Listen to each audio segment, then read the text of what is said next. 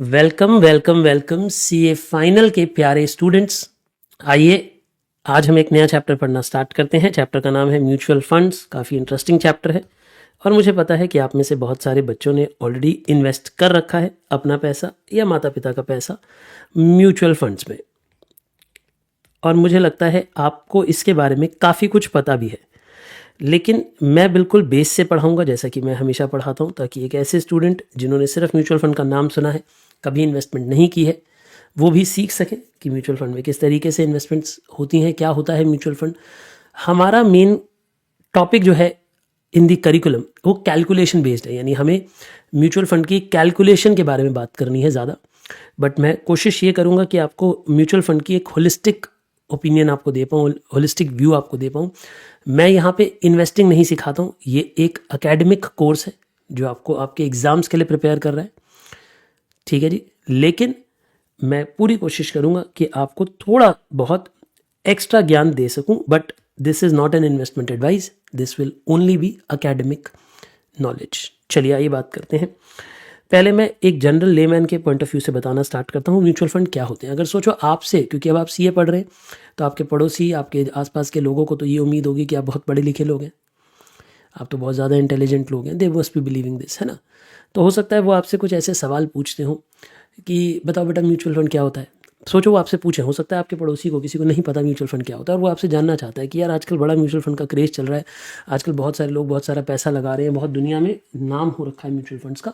So what are mutual funds all about, ज़रा इसके बारे में आप हमें बताइए।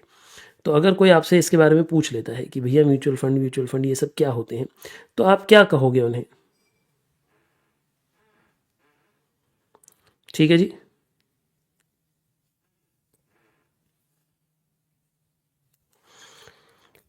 बोलिए, इतनी बातें समझे आप मैंने क्या कहा? मैं रिपीट कर देता हूँ। तो म्यूचुअल फंड्स का बेसिक अनुवाद क्या है, बेसिक मतलब क्या है, हम ये बात करना चाहते हैं। देखिए, अगर आप कहें कि हम एक आम आदमी हैं, मान लेते हैं, मैं अपना एग्जांपल लेके चलता हूँ, मान लेते हैं मैं एक आम आदमी हूँ, मेरा काम पूरे दिन इन्वेस्टमेंट्स के बारे में पढ़ने का, स्टॉक्स के बारे में पढ़ने का नहीं है। मैं बिल्कुल बिल्कुल बेस बिल्डिंग से बात कर रहा हूँ। आप चाहें तो एक चित्र बना सकते हैं, ध्यान से सोचिएगा बस। जैसे एग्जांपल लेते हैं, मैं हूँ, अब क्या मेरे पास इतना समय है पूरे दिन कि मैं पूरे दिन स्टॉक्स के बारे में स्टडी करता रहूँ, पढ़ता रहूँ, कौन से वैल्यूएबल स्टॉक्स हैं, किन स्टॉक्स में कोई अच्छी न्यूज़ आने वाली है, किन स्टॉक्स, मान लो किस कंपनी को कोई बड़ा कॉन्ट्रैक्ट मिला है, किस कंपनी का मर्जर अनाउंस हुआ है, किस कंपनी की बात चल रही है मर्जर की, किस कंपनी के एमडी चेंज होने वाले हैं, किस कंपनी की ओनरशिप में चेंज आने वाला है, बहुत सारे और चीज़ें हो सकती हैं।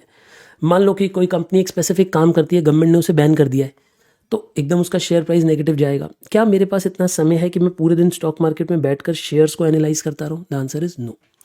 क्या किसी एक इंसान के पास इतनी क्षमता होती है कि वो इतने शेयर्स के बारे में एनालाइज कर पाए? The answer is no. क्या हमारे पास अकेले के पास, मैं अपने बारे में बात कर रहा हूँ, कि हमारा कैपिटल बेस इतना बड़ा होता है कि हम अपना पूरा दिन किसी शेयर की वैल्यूएशन पे निकाल दें? भाई एग्जाम्पल लो, अगर तो आप एक शेयर में 10 करोड़ रुपए लगाने वाले हो, तो आप उसके बारे में अगर एक महीना स्टडी कर रहे हो, एक महीना उसकी रिपोर्ट्स बना रहे हो, उसके बारे में सब कुछ जान रहे हो, उसके फ्यूचर के बारे में जान रहे हो, तो मुझे लगता है इट इज़ वर्थ इट, क्योंकि आप बहुत बड़ा पैसा अमाउंट इन्वेस्ट करने वाले हो। उस बड़े पैसे पे थोड़ा भी फ़र्क पड़ेगा तो आपको बहुत फ़र्क आ रहा होगा। पर क्या आपका इन्वेस्टमेंट इतना बड़ा होता है? यूजुअली सब लोगों की इन्वेस्टमेंट्स इतनी बड़ी होती हैं। कोई 10 20 30 50 करोड़ रुपये लगाने जा रहा है मार्केट में, नहीं लगा रहा होता, आम आदमी नहीं लगा रहा होता। तो हमारे पास क्या रास्ता बचता है? इमेजिन करिए कि हम एक इंडिविजुअल हैं, हम स्टॉक मार्केट में पैसा लगाना चाहते हैं क्योंकि हमें लगता है कि स्टॉक मार्केट बढ़ती है, तेज़ी से बढ़ती है, एफडी से ज़्यादा रिटर्न देती है, ऐसा मानते हैं ज़्यादातर लोग। मैं इस पर कुछ कमेंट नहीं कर रहा, मैं खुद भी ऐसा मानता हूँ कि स्टॉक मार्केट एफडी से ज़्यादा रिटर्न देती है अगर आपकी सिलेक्शन ठीक रहती है तो। पर क्या मुझे इतना समय है मेरे पास कि मैं खुद स्टॉक पिक करूँ? अच्छा, मान लो मैंने 5 स्टॉक पिक भी कर लिए। इमेजिन करो, मैंने 5 महीने लगाकर 5 कंपनियों के बारे में रिसर्च करी, उनके बारे में बहुत बढ़िया रिसर्च करी, और मैंने 5 अच्छी कंपनियां चुनकर उन सब में 2-2 करोड़ रुपए इन्वेस्ट कर दिए। लेकिन क्या मेरे पास अब इतना समय होगा कि मैं इन 5 कंपनियों के बिजनेस के बारे में हर चीज़ रोज़ न्यूज़पेपर में पढ़ता रहूँ, जहाँ जहाँ से इन्फॉर्मेशन गैदर कर सकता हूँ करूँ? पहली बात, क्या मुझे सारी इन्फॉर्मेशन मिलेगी? The answer is no. मुझे वो इन्फॉर्मेशन तब मिलेगी जब वो पुरानी हो चुकी होगी, जब उस पर एक्शन, प्राइस एक्शन जो होना है वो हो चुका होगा, यानी जितना प्राइस पे इंपैक्ट आना है उसके शेयर पे वो ऑलरेडी आ चुका होगा मेरे पास, तो इन्फॉर्मेशन उसके बाद पहुंचेगी। क्या मेरे पास प्रोएक्टिव एनालिसिस की स्किल्स होंगी? शायद नहीं। तो क्या मैंने 5 कंपनियों में इन्वेस्ट कर दिया, क्या मैं 5 कंपनियों में इन्वेस्ट करने के बाद बैठ सकता हूँ पूरी ज़िंदगी आराम से बैठ के? नहीं। मुझे उस पर फिर भी मॉनिटरिंग रखनी पड़ती है। मॉनिटरिंग का मतलब समझते हो क्या होता है? नज़र रखनी पड़ती है कि कौन सी कंपनी अच्छा कर रही है। पता चला उन 5 में से 2 कंपनियों के बहुत बुरे रिजल्ट्स आए हैं, क्वार्टरली रिजल्ट बहुत बुरे आए हैं, तो उनका शेयर प्राइस फॉल होगा। और हो सकता है कोई ड्रामेटिक चेंज हो गया, उसमें से एक बिजनेस गवर्नमेंट ने बैन कर दिया, तो भैया मुझे पता है कि मेरे वो शेयर पिटने वाले हैं, तो मुझे उन्हें बेचकर किसी और कंपनी में पैसा लगाना पड़ेगा। यानी क्या investment is a one time affair या investment is a regular affair? सोच के बोलो। Investment is a regular affair, you have to do it continuously. तो ऐसे में मैं तो परेशान हो जाऊंगा शेयर मार्केट से, और आप भी हो जाएंगे, होपफुली आम आदमी हो जाता है। तो उसका उपाय ढूंढा गया कि इसका उपाय क्या होगा। इसका उपाय है म्यूचुअल फंड। कैसे? अब ज़रा ध्यान से सुनो। तो ऐसे में अगर मान लेते हैं मैं और मेरे जैसे और हज़ारों लाखों लोग हैं, अब हम सबके पास थोड़ा थोड़ा पैसा है, मान लो 5 लाख, 10 लाख, 20 लाख, 15 लाख, 2 लाख, 500, 1000, कुछ भी, और हमें लगता है कि यार हमें तो इन्वेस्टमेंट करनी है, लेकिन अब हमारे पास इतनी बड़ी कैपिटल नहीं है कि हम खुद बैठ जाएं नौकरी छोड़कर, काम छोड़कर, और अपनी इन्वेस्टमेंट्स को मैनेज करने। वो पॉसिबल नहीं होगा। इसीलिए हम क्या करेंगे, सुनिए। इसलिए बीच में रोल में आता है म्यूचुअल फंड। इसलिए बीच में रोल में कौन आता है? Mutual fund. क्या मेरी बात समझे आप? मैंने क्या कहा? बीच में कौन आता है रोल में? Mutual funds. ठीक है। अब क्योंकि बीच में म्यूचुअल फंड्स आता है, हम सब लोग इन्हें पैसा देते हैं। म्यूचुअल फंड, अभी इसका स्ट्रक्चर कैसे होता है मैं वो भी डिस्कस करूंगा आपके साथ। बट म्यूचुअल फंड, ये पैसा म्यूचुअल फंड मैनेजर्स के हाथों में जाता है। म्यूचुअल फंड के अंदर मैनेजर्स होते हैं, ये पढ़े लिखे लोग होते हैं, जिनका काम ही यही है, जिनका काम ही पूरे दिन इन्वेस्टमेंट करने का है। यानी इनकी नौकरी ही यही है। इनको 5 लाख, 10 लाख रुपए, 8 लाख रुपए सैलरी मिल रही है, इसी बात की मिल रही है कि भैया तुम पूरे दिन इन्वेस्टमेंट्स के बारे में स्टडी करते रहोगे। और फिर इनके अंडर टीम है, ये अकेले काम नहीं कर रहे। इनके पास मान लो 50 एनालिस्ट है, फिर 10 सीनियर एनालिस्ट हैं, फिर 2 मैनेजर्स हैं। अब ये सब लोग पूरे दिन अलग अलग कंपनियों पर रिसर्च करते रहते हैं। वो डेटा अपने सीनियर एनालिस्ट को देते हैं, वो मैनेजर्स के पास आती है, वो इन्फॉर्मेशन म्यूचुअल फंड मैनेजर के पास आती है। यानी एक तरीके से मैं अगर खुद इन्वेस्टमेंट एडवाइस लूँगा, मतलब मैं खुद अगर इन्वेस्टमेंट्स को खोजूंगा, ढूंढूंगा, खंगालूंगा, तो मेरी 2 आँखें हैं, एक दिमाग है। अब यहाँ पे उसी काम को करने के लिए शायद 100 दिमाग लगे हुए, 200 आँखें लगी हुई हैं। अग्री और डिसअग्री? फिर क्या मैं महंगे से महंगे टूल्स खरीद सकता हूँ एनालिसिस के? नहीं, मेरे पास वैसे सॉफ्टवेयर नहीं होंगे, मेरे पास वैसा रियल टाइम डेटा नहीं होगा। इनके पास रियल टाइम डेटा और सॉफ्टवेयर एक्सेस भी होंगे। अब आपको ये समझ आ रहा है कि ये क्यों मुझसे बेटर इन्वेस्टमेंट्स करनी जानते होंगे शायद। अग्री या डिसअग्री? आप मुझे बताओ, अग्री या डिसअग्री? अग्री करते हो आप? तो अब ये जो म्यूचुअल फंड मैनेजर्स हैं, ये इनके पास ज़्यादा डिटेल्ड इन्फॉर्मेशन होती है कंपनीज़ के बारे में। तो हम क्या करते हैं, हम इन्हें पैसा देते हैं और हम इन्हें कहते हैं भैया तुम हमारे बिहाफ पे इन्वेस्ट करो। So this is mutual fund. बस इतना ही है म्यूचुअल फंड। एक्चुअल में म्यूचुअल फंड वर्ड का मतलब यही है। म्यूचुअल मतलब हम सब लोगों का साझा पैसा है, इकट्ठा पैसा है। म्यूचुअल पैसा है, हम सब लोगों ने म्यूचुअल करके फंड इकट्ठा कर दिया और मैनेजर को दे दिया, बोला बेटा तू इन्वेस्ट कर हमारे बिहाफ पे।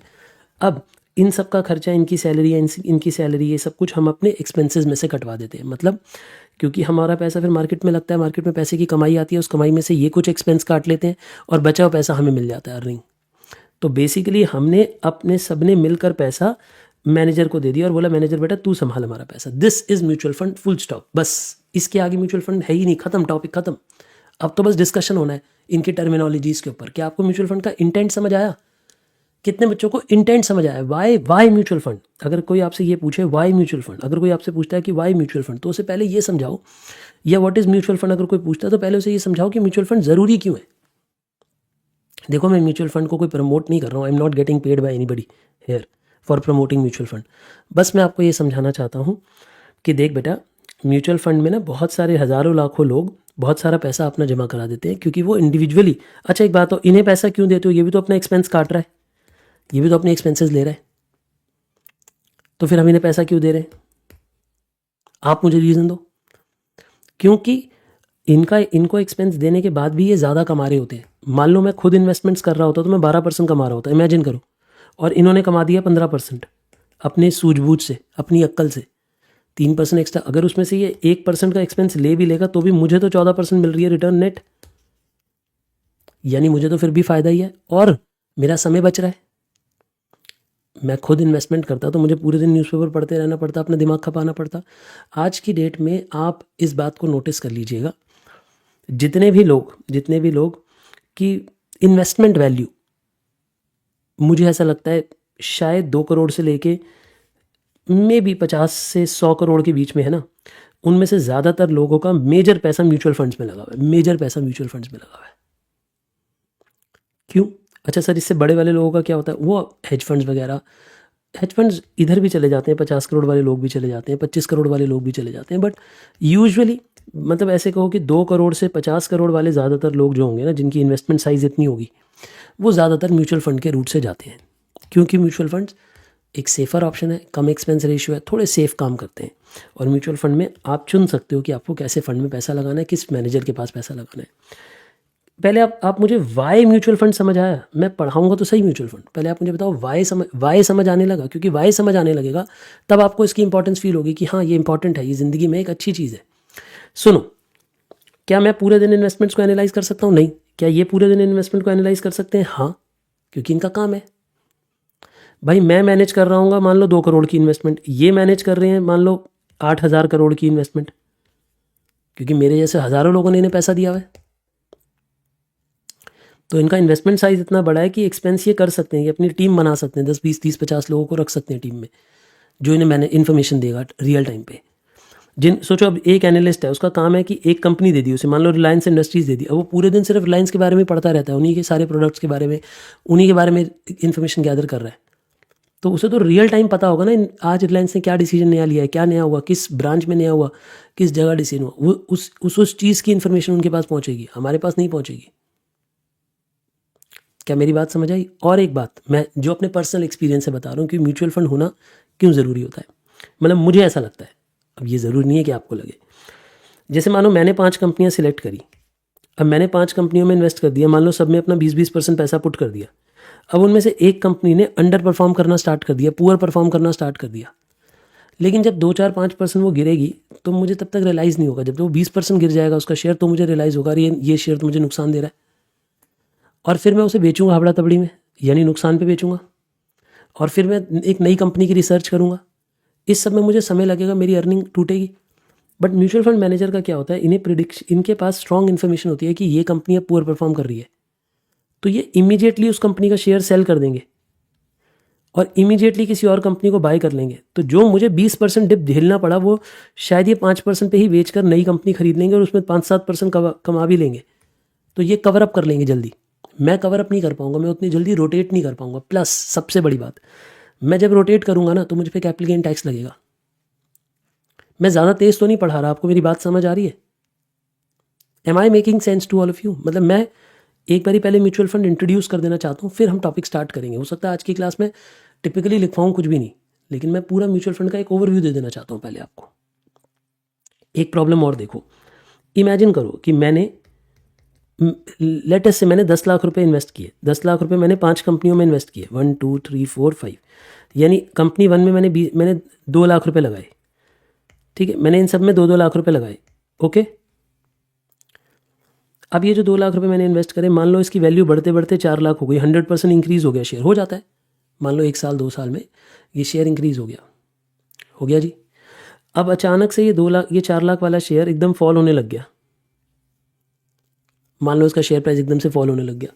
अब जब इसका शेयर प्राइस फॉल होने लग गया तो मेरे को लगा अबे यार ये तो दुनिया ही ख़राब हो गई, ये तो अगर शेयर प्राइस फॉल हो रहा है तो दुनिया ख़राब हो गई। ये मान लो शेयर प्राइस कम फॉल होते होते 3.5 लाख पे आ गया,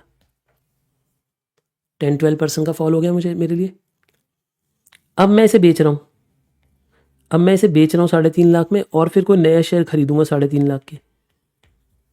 बट एक बात पता है क्या, जब मैं सेल करूंगा और जब मैं बाय करूंगा, और बाय करूंगा तो मुझे इसके बीच में भी कैपिटल गेन देना पड़ जाएगा। क्यों? क्योंकि मैंने खरीदा 2 लाख का था, बेचा 3.5 लाख का, तो 1.5 लाख रुपया कमाया है, उस 1.5 लाख पे भी मुझे कैपिटल गेन टैक्स पे करना पड़ जाएगा। तो मेरे हाथों में उतने पैसे नहीं बचेंगे, यानी मेरी इन्वेस्टमेंट खर्च हो जाएगी। जितनी बार भी मैं रोटेट करूंगा, मैं कुछ बेचूंगा, कुछ खरीदूंगा, कुछ बेचूंगा, कुछ खरीदूंगा, मेरी कैपिटल पे हमेशा कैपिटल गेन लगता रहेगा और मुझे नुकसान होता रहेगा, यानी मेरी कैपिटल इफेक्टिवली ग्रो नहीं करेगी। क्या मेरी बात आपको समझ आती है मैंने क्या कहा? तो इसीलिए भी म्यूचुअल फंड एक बेटर परफॉर्मेंस इंडिकेटर होता है, क्योंकि वहाँ पे एक समझदार आदमी जिस पे हम भरोसा कर सकते हैं, ऑब्वियसली बात है। ये आपका काम क्या रह गया? सोचो, अगर मैं आपको बोलूं कि आज से आपको म्यूचुअल फंड इन्वेस्टिंग सीखनी है, आपको रियल टाइम इन्वेस्टिंग नहीं सीखनी, तो उसमें आपका काम क्या रह गया? आपको ऐसे म्यूचुअल फंड्स को खोजना है जो अच्छा परफॉर्म कर रहे हैं पास्ट में, जिनकी उम्मीद है कि आगे भी अच्छा परफॉर्म करेंगे, और जिनके म्यूचुअल फंड मैनेजर्स अच्छे हैं, जिनके म्यूचुअल फंड मैनेजर्स अच्छे हैं। अब म्यूचुअल फंड मैनेजर्स को कैसे ढूंढते हैं, म्यूचुअल फंड्स को कैसे ढूंढते हैं, हमें ये सब भी समझना है। मेरी बातें आप समझे मैंने क्या कहा? क्या मैं आपको एक दो वेबसाइट्स पे ले चलूँ, लाइव दिखाऊं, अलग अलग चीज़ें कुछ दिखाऊं वेबसाइट्स के थ्रू? चलिए, ये मैं आपको इस वक्त स्क्रीन पे मैं आपके लिए ले आया हूँ ICICI प्रूडेंशियल म्यूचुअल फंड। जैसे आप गूगल पे जाओगे, ICICI म्यूचुअल फंड डालोगे, आपको मिल जाएगा। हम इसकी वेबसाइट पे आ गए। अब मेरा इनसे कोई लेना देना नहीं है, आई am not a distributor, I am not an agent, I am not getting any commission. मैं सिर्फ आप जो कहोगे मैं वो दिखा दूंगा। 2-4 कंपनी, आराम से बैठो।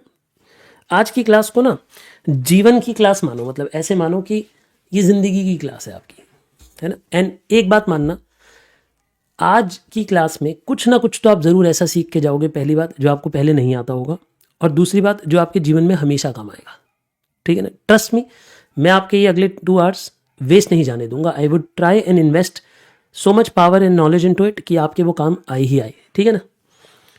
अब देखिए, इसमें नीचे जाएंगे आप तो आपको बताया जा सकता है कि एक्सप्लोर ऑल आर फंड्स। तो हम इनके फंड्स एक्सप्लोर करते हैं कि अब इनके बारे में बात करेंगे, एक एक करके शब्दों के बारे में बात करेंगे, आते जाते रहेंगे अपने नोट्स पे भी।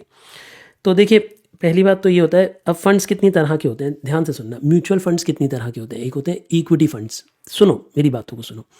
इक्विटी फंड्स का मतलब है हम पैसा देंगे फंड हाउस को और वो इन्वेस्ट करेगा इक्विटी में। वैसे यही सबसे पॉपुलर भी होंगे। बताओ क्यों ये सबसे पॉपुलर होंगे? हम और आप में, क्योंकि हमें लगता है इक्विटी तेज़ बढ़ती है। फिर होंगे डेट फंड्स। इसमें क्या होगा, हम पैसा देंगे इन्हें और ये पैसा कहाँ लगाएंगे? डेट में लगाएंगे, डिबेंचर्स में, गवर्नमेंट के बॉन्ड्स में। हाइब्रिड में क्या होगा कि वो पैसा दोनों में लगाया जाएगा, कुछ डेट में कुछ इक्विटी में। फिर सॉल्यूशन ओरिएंटेड है, फंड ऑफ फंड्स हैं, फिर इंडेक्स फंड्स हैं। इनके बारे में एकदम क्विकली मैं बताऊं। सॉल्यूशन ओरिएंटेड में क्या होता है कि आपका कोई पर्पस बताया जाता है, उस पर्पस के हिसाब से इन्वेस्टमेंट की जाएगी। फंड ऑफ फंड्स में क्या होता है कि ये बहुत बढ़िया बात है। वैसे कुछ लोग कहते हैं इसे दुनिया की सबसे बड़ी बेवकूफ़ी, कुछ लोग कहते हैं इसे दुनिया की सबसे अच्छी चीज़। फंड ऑफ फंड्स का मतलब क्या है कि हम इस फंड को पैसे देंगे, ये आगे म्यूचुअल फंड में पैसे लगाएगा। फंड ऑफ फंड समझते क्या होता है बेटा? डैडी का डैडी, मतलब ग्रैंड डैडी, है ना। तो ध्यान से समझो, इसमें क्या होगा। अब इसमें आप बोलोगे सर इसमें तो 2 बारी फीस कटेगी। हाँ, फीस 2 बार कटेगी। कैसे? सुनो मेरी बात। मान लो मैंने फंड ऑफ फंड्स को पैसे दिए और मैंने बोला, पता है ये किन लोगों के लिए होता है? ये सुपर आलसी लोगों के लिए है। आप मेरी बात को समझो। आप ये कह रहे हो मैं इतनी भी मेहनत नहीं कर सकता कि मैं म्यूचुअल फंड खुद सेलेक्ट करूं। आप बात रही सी समझ रहे हो आप बंदे की? वो कह रहा है इतना टाइम किसके पास है कि म्यूचुअल फंड बैठ के सिलेक्ट करूं। ये कौन करता है? हम पैसा देंगे फंड ऑफ फंड्स को, ये फंड ऑफ फंड्स के मैनेजर म्यूचुअल फंड सिलेक्ट करके उनमें पैसा लगाएंगे, फिर वो म्यूचुअल फंड मार्केट में पैसा लगाएंगे। तो जब कमाई आएगी तो पहले वो वाले म्यूचुअल फंड पैसा अपनी फीस काटेंगे, फिर ये वाला म्यूचुअल फंड अपनी फीस काटेगा आपसे, फिर आपको मिलेगी। तो इसमें एक्सपेंस रेशियो डबल हो जाती है। कितने बच्चों को समझ आई ये बात? अब मैं ये नहीं कह रहा कि अमीरों के लिए गरीबों के लिए, बट मुझे ऐसा लगता है थोड़े आलसी लोग लेते होंगे, मुझे ऐसा लगता है। मतलब मुझे इसका केस स्टडी उतना नहीं समझ आता। इंडेक्स फंड का मतलब होता है कि इसमें हम पैसा देंगे और वो पैसा किसी इंडेक्स को फॉलो करेगा। इंडेक्स जैसे कि निफ्टी 50। मैं आपको समझाने के लिए निफ्टी 50 का एग्जांपल ले लेता हूँ। यानी निफ्टी 50 में टॉप 50 कंपनीज आती हैं। आई होप ये बात आपको पता है, आपको ये बात पता है। एक काम करते हैं, मैंने एक बारी पहले आपको अपनी स्क्रीन पे लेके चलता हूँ। देखो मेरी स्क्रीन पे आ गए आप। मैं पहले ना आपको ये बात समझाता हूँ। देखो भारत में जो मार्केट है ना, इक्विटी की जो मार्केट्स हैं, आप ये बनाना चाहो तो बना सकते हो।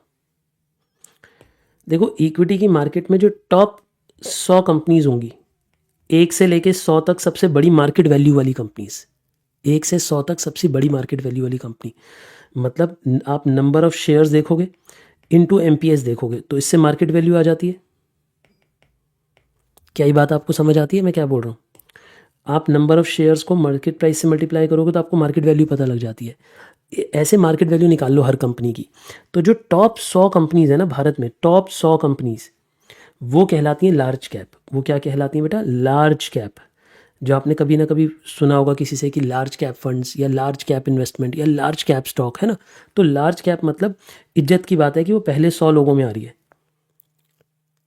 मतलब ऐसे समझ लो कि आपके मतलब कोई रैंक हुआ है, कहीं एग्ज़ाम दिया, तो पहले 100 रैंक जो है वो लार्ज कैप के हैं, समझ गए आप। अब जो 101 से चालू होंगे ना बेटा, 101 से 250 तक, ये मिड कैप कहलाते हैं। ये क्या होते हैं? Mid cap. मिड कैप मतलब इनकी मीडियम कैपिटलाइजेशन है, ऐसे माना जाता है।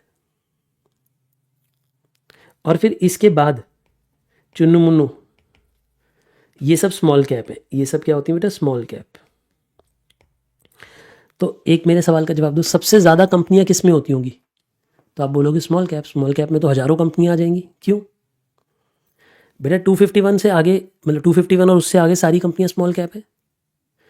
वैसे ज़्यादातर लोग ना सिर्फ 500 कंपनियों तक ही इन्वेस्टमेंट करना चाहते हैं, उसके ऊपर इन्वेस्टमेंट नहीं करना चाहते, क्योंकि उसके बाद वाली कंपनियां बहुत छोटी होती हैं और बड़ी इरेगुलर होती हैं। उनका कोई दीन ईमान नहीं होता, मतलब उनका पता नहीं है यार वो कब डूब जाएं, कब बर्बाद हो जाएं, तो उस पर थोड़ा रिस्क तो रहता ही है। क्या मेरी बात आपको समझ आ गई? क्या ये लार्ज कैप मिड कैप, कितने बच्चों को ये ऑलरेडी पता था large cap mid cap small cap कैसे देखी जाती हैं? सबको पता था। कितने बच्चों को, अच्छा बताओ कितने बच्चों को नहीं पता था? चलो एक दो बच्चे ईमानदार हैं जिन्हें नहीं पता था। वैसे सोचो सीए फाइनल के बच्चे को भी नहीं पता, ये इंटर में पढ़ाया जाना चाहिए, मुझे ऐसा लगता है। चलो कोई नहीं, भगवान चाहेगा तो आने वाले टाइम में आ जाएगा ये भी इंटर के कोर्स में। सुनो, large cap mid cap small cap समझ आ गया आपको? ठीक है सर। तो हम आपसे बात कर रहे थे कि ना, जैसे हम म्यूचुअल फंड को पैसा देते हैं, तो म्यूचुअल फंड को हम ये भी बताते हैं कि लार्ज कैप में लगाना है, मिड कैप में लगाना है, स्मॉल कैप में लगाना है, या फ्लेक्सी मतलब बेटा फ्लेक्सिबिलिटी है, कहीं भी लगा दियो, या मल्टी कैप मतलब पैसा देते हुए बता देते हैं कि तीनों में लगना चाहिए। अभी ये सब डिस्कस करूंगा मैं, आज सारी डिस्कस करूंगा मैं। आज म्यूचुअल फंड नहीं पढ़ाता, मतलब टॉपिक पढ़ाता ही नहीं, लेकिन आज मैं सारा म्यूचुअल फंड खोल के रख दूंगा तो आपके दिमाग में, आपको सारी टर्मिनोलॉजी बता दूंगा। और जो बच्चे लिंक्डइन पे आर्टिकल लिख रहे हैं ना बढ़िया बढ़िया आजकल, उन्हें 10-15 आर्टिकल्स का ओपिनियन दे दूंगा। लिखा करो अपने आर्टिकल्स, इन सब चीज़ों पर लिखा करो। जब कल को फाइनेंस की जॉब ढूंढने जाओगे दिखाई देगा कि हाँ इस बच्चे का ट्रैक इतना अच्छा है, फाइनेंस पे बातें लिखता है। आप मेरी बात को समझो। आप इंडिविजुअली कैसे हो, nobody is bothered about that. LinkedIn is not Instagram. Difference create करो उसमें। LinkedIn should be what your professional intent is. मैं दोबारा बोल रहा हूँ, LinkedIn should reflect what your professional intent is. शायद मैं अपने लिंक्डइन पे I am free, I can write anything, because the nature of the work which I do is different as compare to the nature of the work which you might have to do tomorrow, है ना। तो अपने, अगर आपको finance पसंद है तो finance पे, अकाउंट्स पसंद है अकाउंट्स पे, टैक्सेशन पसंद है टैक्सेशन पे, उस पे आर्टिकल लिखो। दैट विल बी मोर, चाहे उस पर व्यूअरशिप कम होगी लेकिन that will add value to your LinkedIn. ठीक है ना। चलिए वापस आते हैं। तो मैंने आपको बताया कि ये 3 तरह के ऐसे 3 तरीके से कंपनीज बनी होती हैं। तो अब हम, अच्छा इंडेक्स फंड में आपको समझा रहा था निफ्टी 50 के लिए। पहले देखो इसमें से जो टॉप 50 कंपनीज है दे आर निफ्टी 50। तो जो निफ्टी 50 है वो क्या है बोलो? अगर आपसे पूछता है कोई टॉप निफ्टी 50 क्या होता है, तो जो इन 100 में भी जो टॉप 50 कंपनीज हैं दे आर निफ्टी 50। यानी ये 50 टॉप कंपनीज हैं जो मार्केट कैपिटलाइजेशन के हिसाब से बड़ी हैं। अब इसमें भी इंडिया में फ्री फ्लोट मार्केट कैपिटलाइजेशन चलता है, वो क्या होता है वो भी बताऊंगा मैं आपको थोड़ी देर में। तो फ्री फ्लोट मार्केट कैपिटलाइजेशन में टॉप 50 कंपनीज को देखा जाता है, they are called. Large cap में टॉप 50 जो है, इसलिए अच्छा आपने देखा होगा कभी कभी आजकल ऐसे भी होता है नेक्स्ट 50। कभी आपने सुना है नेक्स्ट 50, निफ्टी नेक्स्ट 50? इसका मतलब होता है कि इन कंपनियों की भी आजकल इंडेक्स बनती है। तो इंडेक्स इनकी भी बनती है। इंडेक्स बहुत सारी तरीके से बन सकती है, निफ्टी 50 एक एग्जाम्पल है। ठीक है ना। तो वापस ले आता हूँ मैं आपको, इंडेक्स फंड की बात कर रहे थे। इंडेक्स फंड क्या होते हैं? ये इंडेक्स पे बेस्ड होते हैं। इंडेक्स क्या होती है मैंने थोड़ा सा भी आपको बताया, निफ्टी 50 होती है। चलो हम अपनी आज की क्लास पे वापस आ जाते हैं। ये है इक्विटी फंड के बारे में। ठीक है ना। अब जैसे इन्होंने अपने इक्विटी फंड के एग्जाम्पल दिए हैं, देखो कितने सारे इक्विटी फंड के एग्जाम्पल दिए हैं। सी ऑल पे क्लिक कर देंगे तो आपका दिमाग खराब हो जाएगा कि अकेला आईसीआईसी ही कितनी तरीके के फंड बेचता है, देख रहे हो। अब देखते जाना ज़रा, 3, 3, 6, 9, 12, 15, 18, 21, 24, 27, 30, 31 तो अभी मुझे दिख रहे हैं। 31 type of mutual fund is what I can see right now. ठीक है ना। तो अब आप इसमें किसी में भी इन्वेस्ट कर सकते हो, आपकी इच्छा है। यानी फिर से वहीं आ जाओ, कहाँ मैं खड़ा हूँ पैसे लेके। क्या मेरे को अपने आप कंपनी के शेयर पसंद करने चाहिए या मुझे फंड के थ्रू इन्वेस्ट करना चाहिए? आज हम बात कर रहे हैं कि आज हमें फंड के थ्रू इन्वेस्ट करना है। आज हम ये सीख रहे हैं। अब हमारी अगली 5-7 क्लास का मुद्दा यही है कि हमें म्यूचुअल फंड में कैसे इन्वेस्ट करना है। और म्यूचुअल फंड की टर्मिनोलॉजी क्या है, कैलकुलेशन कैसे है, वो सब समझना है। तो देखो, अगर आप ये देखते हो कि इन्होंने इतनी सारी फंड्स लगा रखे हैं, अब मैं इन्होंने शो परफॉर्मेंस फॉर 1 ईयर, मैं एक काम करता हूँ, मैं शो परफॉर्मेंस सिंस इंसेप्शन कर देता हूँ कि जब, या चलो 5 साल की कर देता हूँ, 5 साल की परफॉर्मेंस देखो। अब देखो, ये इनका मैन्युफैक्चरिंग फंड है, इसकी 5 साल की परफॉर्मेंस 28% है। 28%। यानी जीवन में आप जितनी मर्जी इन्वेस्टमेंट कर रहे हो, देखो मेरी बातों का बुरा मत मानना, आप किसी भी इन्वेस्टमेंट में 28% नहीं कमा रहे होगे। कमा रहे होगे? शायद नहीं। आपने कुछ नहीं करना था, अगर आप इस फंड में पैसा डाल के भूल जाते ना, तो 28% तो ये फंड अकेले कमा देता। सोचो, कोई टैक्स नहीं, कोई कुछ नहीं, जब तक बेचोगे नहीं। हाँ, ये जो फंड की इन्वेस्टमेंट दी होगी, CAGR दी होगी, मतलब ये एनुअल रेट होगी बेटा, ठीक है ना। ये देखो, ओहो क्या क्लिक कर दिया मैंने, कहीं और ही आ गया मैं, वापस जाऊं।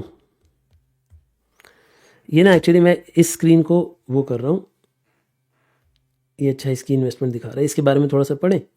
ये देखो, चलो इसके बारे में थोड़ा पढ़ते हैं, पढ़ें। देखो, एक एक करके शब्द समझते जाना। NAV का मतलब क्या है, पहले सुनो। NAV मतलब होता है नेट एसेट वैल्यू। बोलो मेरे साथ साथ, बोलो, नेट एसेट वैल्यू, ये मतलब है इसका NAV का। सर ये क्या होता है, आइए ये डिस्कस करके आते, एक एक करके वर्ड डिस्कस करके आए ना।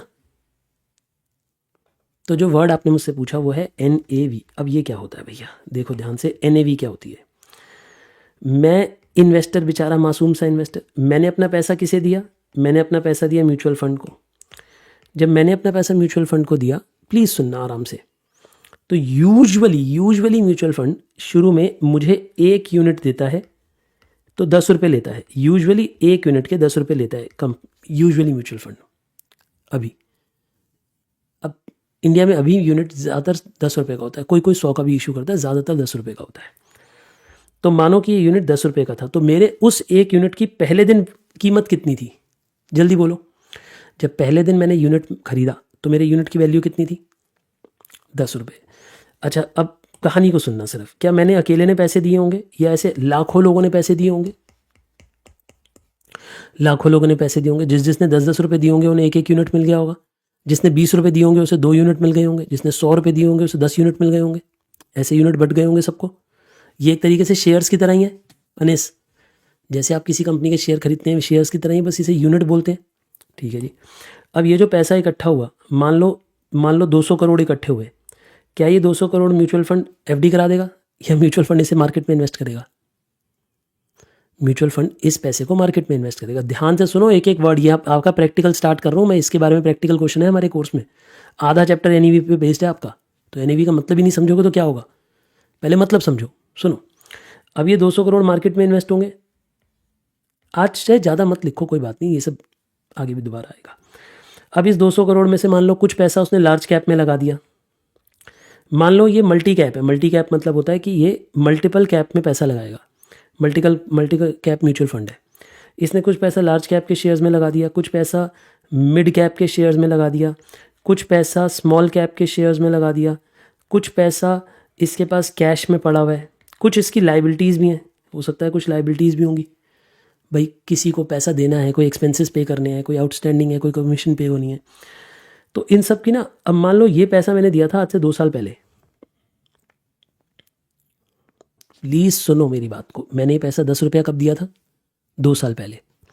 लेकिन आज इस पैसे को फिर वो सबका पैसा मिला के 200 करोड़ थे, आज 200 करोड़ को अलग अलग जगह पे इन्वेस्ट किया। मानो इसकी इन्वेस्टमेंट माइनस दिस करके आज ये वैल्यू पहुंच चुकी है 340 करोड़। यानी जो हम सब ने मिलकर 200 करोड़ रुपए लगाए थे, आज उसकी मार्केट में वैल्यू कितनी है, आज उस पैसे के एसेट्स की वैल्यू कितनी है? मैं एक सवाल पूछ रहा हूं आपसे। हम सब लोगों ने मिलकर म्यूचुअल फंड में पैसे लगाए 200 करोड़। वो 200 करोड़ आज की डेट में वैल्यू कितनी रखते हैं? यानी आज जब मार्केट बंद हुई 3:30 बजे, स्टॉक मार्केट बंद हो गई 3:30 बजे आपकी, 3:30 बजे जो, अब मान लो आपके पास रिलायंस के शेयर्स पड़े थे, रिलायंस के मान लो आपके पास 10,000 शेयर्स पड़े थे, तो 10,000 शेयर्स की क्या प्राइस है उससे मल्टीप्लाई करो। समझते हो आप मेरी बात? ऐसे तो आपको उसकी वैल्यू पता लगेगी, ऐसे टाटा के शेयर्स की वैल्यू पता लगेगी, ऐसी अन्य शेयर्स की वैल्यू पता लगेगी, ऐसे सारे शेयर्स की वैल्यू पता लगेगी। यानी आपको जिस दिन आज दिन खत्म हुआ है उस दिन की 340 करोड़ की वैल्यू है। तो अब आप इस 340 करोड़ की वैल्यू को divided by number of unit से डिवाइड कर दो, नंबर ऑफ यूनिट से डिवाइड कर दो। ये नेट एसेट्स है, ये नेट एसेट मतलब कि हमारे म्यूचुअल फंड के पास इतने एसेट्स हैं, ठीक है जी। और इसे नंबर ऑफ यूनिट से डिवाइड कर दो। मान लेते हैं कि नंबर ऑफ यूनिट्स हैं इसके 20 करोड़, क्योंकि 10 रुपये का एक यूनिट था ना, तो 20 करोड़ लोग यूनिट्स इशू करे होंगे। मान लो किसी ने अपना अभी तक यूनिट विड्रॉ ही नहीं करे, किसी ने नया पैसा ऐड भी नहीं हुआ, नया पुराना पैसा विड्रॉ भी नहीं हुआ। मान लेते हैं कि आज यूनिट 20 करोड़ ही है, तो यानी हर यूनिट कितने का हुआ? It is called NAV. NAV 17 रुपये की है। तो एनएवी 17 रुपये होने का मतलब क्या है? निहार, इस बात को समझना निहार, यानी हमने जब 10 रुपये लगाए थे, आज उस 10 रुपये की वैल्यू 17 रुपये है। यानी अगर आज मैं म्यूचुअल फंड हाउस जाता हूँ और मैं कहता हूँ ये लो यूनिट, मेरे पैसे वापस करो, तो मुझे 17 रुपये वापस दे देगा। मैंने इन्वेस्ट कितने करे थे? 10 रुपये, और मुझे वापस कितने देगा? 17 रुपये। तो मुझे 70% का प्रॉफिट हो गया। Nihar, am I clear? Is every word clear till now? यानी अगर मैं आज अपने यूनिट रिडीम करूंगा तो म्यूचुअल फंड हाउस मुझे 17 रुपये के रेट पे पैसा वापस देने को तैयार है। ये मतलब है एनएवी का। So what is NAV? बोलो एक बारी, बोलो रतिकांत, व्हाट इज एनएवी? तो एनएवी का मतलब है कि आज उस म्यूचुअल फंड के उस एक यूनिट की क्या वैल्यू है। That is called NAV, net asset value.